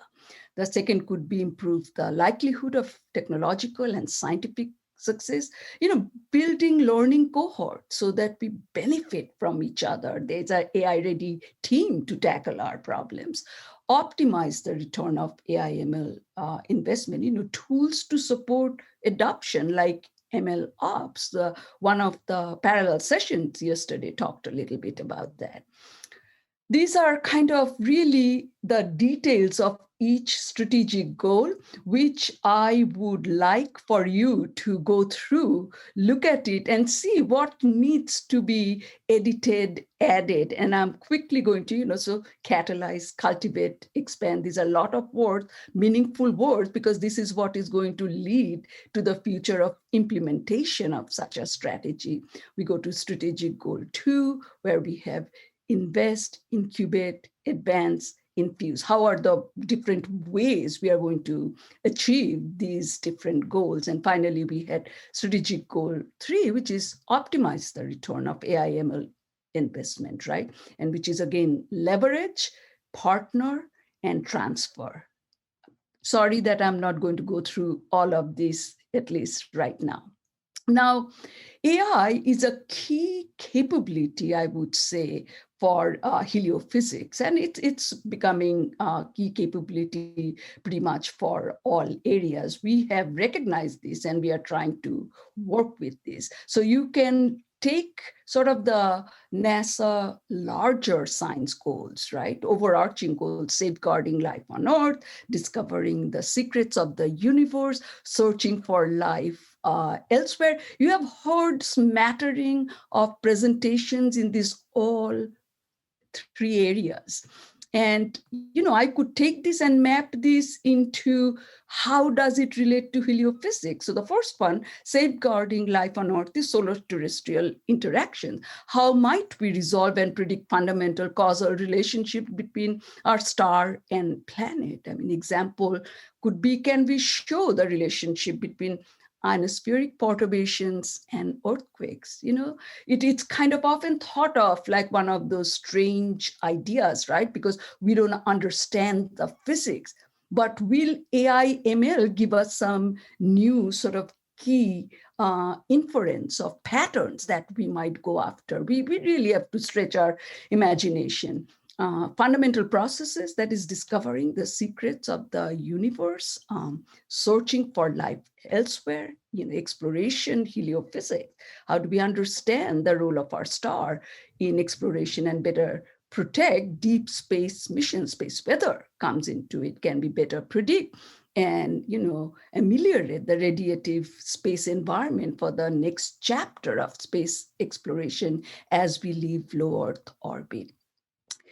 There's much to do. The good news is that machine learning tools are maturing quickly, and you can see some of the emerging ML toolbox: computer vision at scale, sensor fusion, explainability and causal inference, Bayesian inference, surrogate modeling, physics constraint models, generative deep learning. Each one of these will require fine-tuning and care as we really develop the strategy and then try to implement it. So let's talk about sort of, moving from the data-centric world that we have been, right? It's a data-centric organization is what NASA has been. AI is still seen as an icing on the cake. So what happens if we become AI-centric? Don't want to go through too much of this particular chart, but this kind of gives you, AI-centric means that acing AI management. Very often we forget that management implementation plays a critical role in how community responds to this too. So there's the development phase. There are sprint phases for challenges. Now, this was adopted from the Frontier Development Lab, but we can actually create research topics and portfolios. There is a phase where we actually publish paper, and there's got to be the deployment phase. And this is really important. This is where the return on investment for AI/ML also comes in. So this is kind of continuing on this AI-centric world, unlocking new capabilities in how science is done, budget is spent. And if you look at the variety of science we have done, discovery with multidimensional data, or workflow optimization, or forecasting and prediction, decision intelligence, anomaly detection, autonomous systems, we can go on. And each one of those are sort of paired up with strategic capabilities for science and exploration, in particular for heliophysics. And the illustrative outcomes are actually at the bottom. I'm not going to read them out to you. So where are we now? Today, it seems like, it's useful to think of AI maturing on two axes, right? So sort of taking these stuff, the red box is where we are today as community. We are creating enhanced data products, creating ML pipelines, but the deployment engineering and informing data collection is still lagging. And the arrow shows where we want to go. So remember the chart I showed earlier, right? Solar terrestrial interactions, fundamental processes, exploration of heliophysics. That's where we are trying to get to. And on the x-axis, so on the y-axis, what you see is innovation across the full AI stack. We have to keep that in mind. We just can't do algorithm development or AI-ready data alone. So on the lower axis, what we have is the translation, right? So transitions of these topics, challenges we undertake, transition of projects to other programs, integration of that to flight, I mean, that is critical. NASA, after all, is really an agency that flies space missions. And then, of course, the new capacity, overarching influence of the work on the broader field measured through citations, publications, etc. This is just an example of few of the topics we have done. So I don't have to give you examples. You have seen many. This is, I think, my second last chart. And this is just, we all want to dream. So this is kind of, I'm ready to dream too. An illustrative outcome from a strategy that kind of invests well could be a pathway to enhance space situational awareness or, prediction of BZ for the solar system.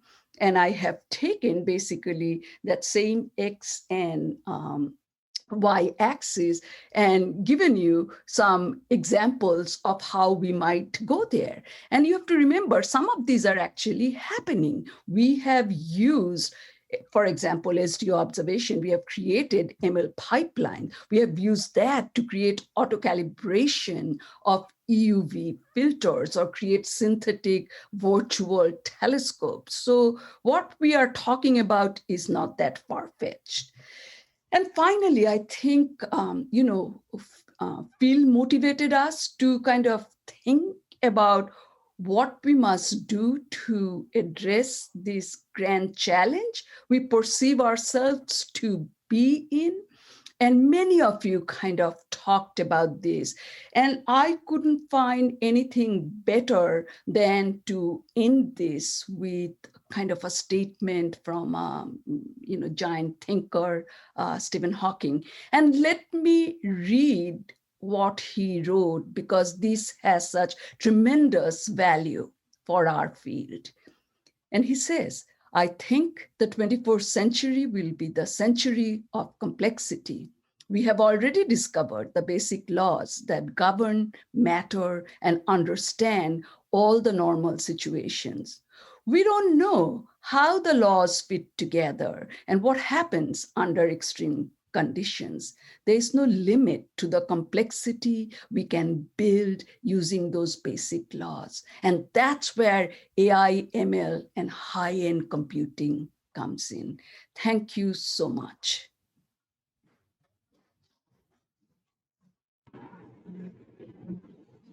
Great, nice overview, Lika, and both the panelists. Thank you for giving ideas and overview on AI and importance. So there are a few questions. So maybe we can start discussion with them and go ahead.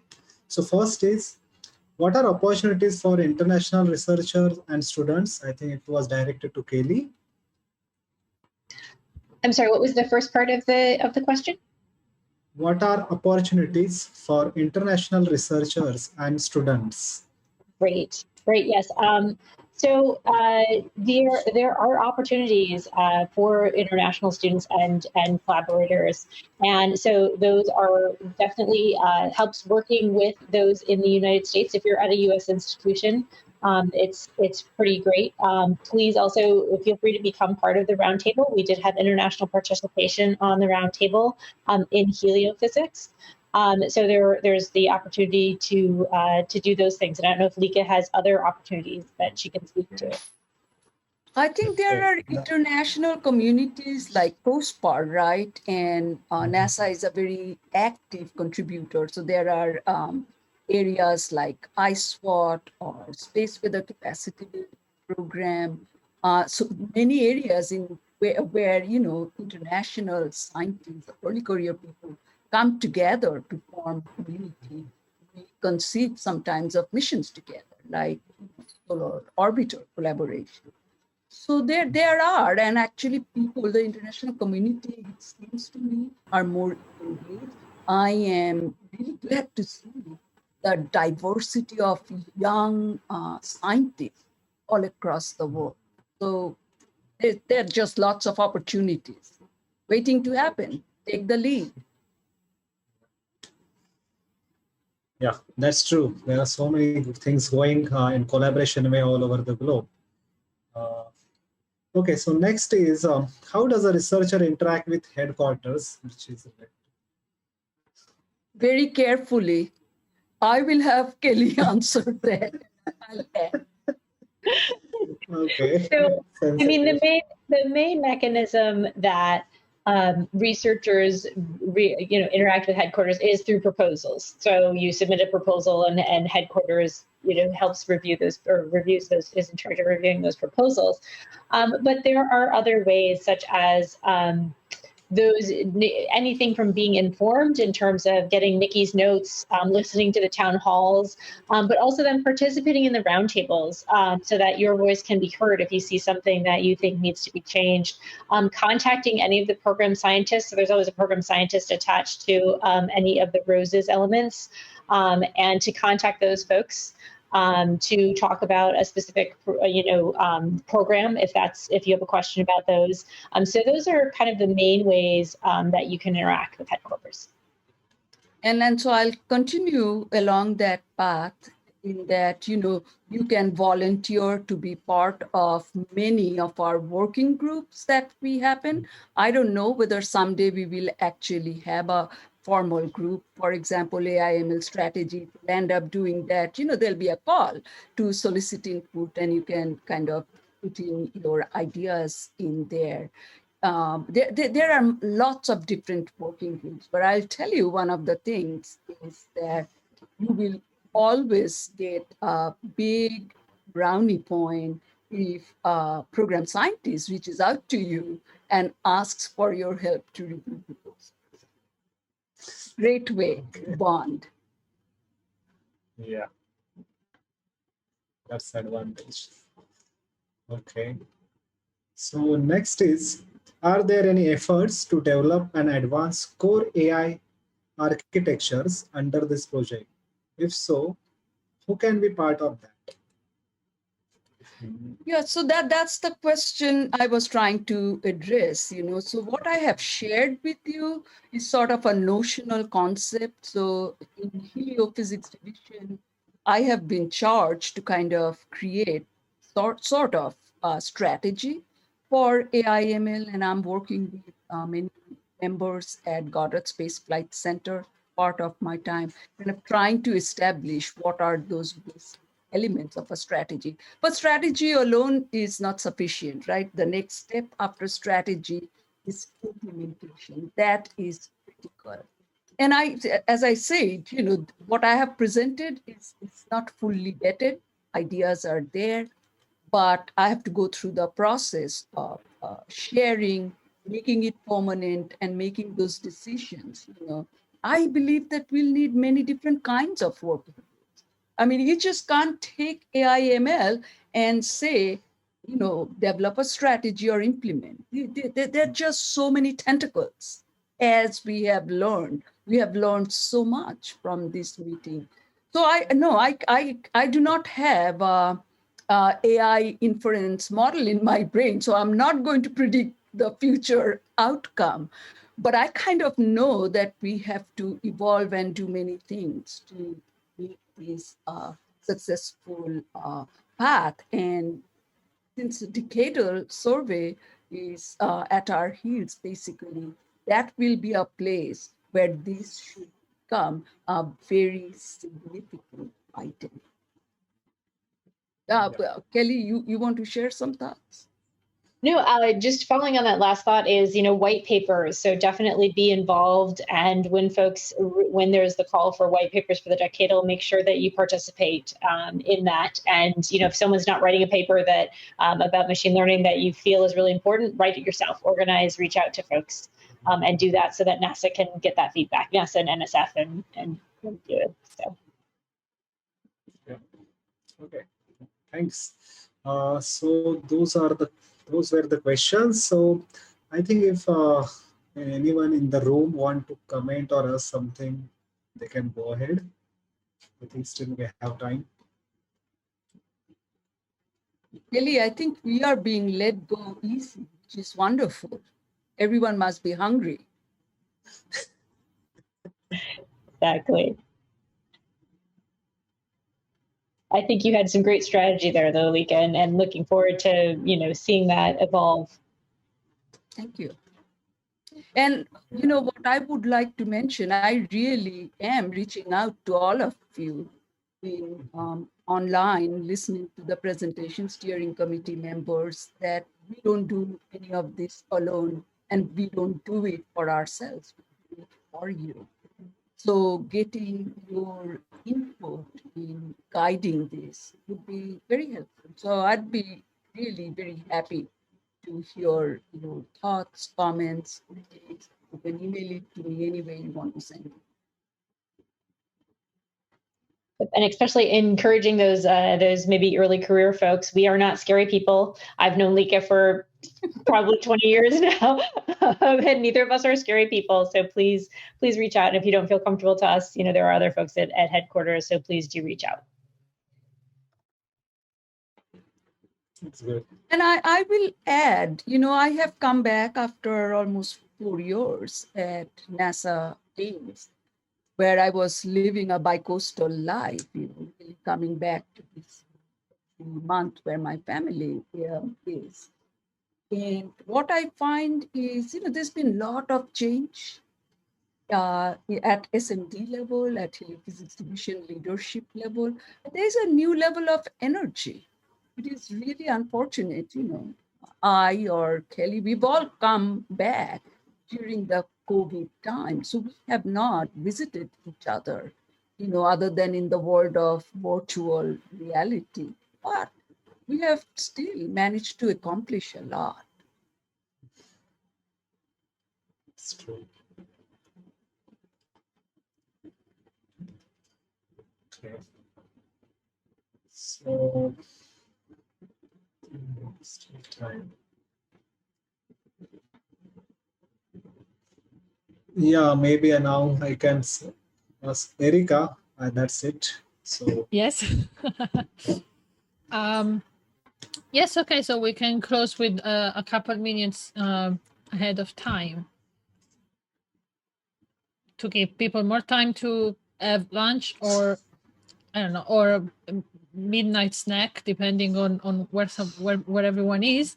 And we will reconvene for the very last portion of this entire meeting at 1 p.m. Mountain Time, which is in about 1.5 hours for meeting summary and all closing remarks. So we will see you later. Enjoy the break. Bye. Thank you very much. okay.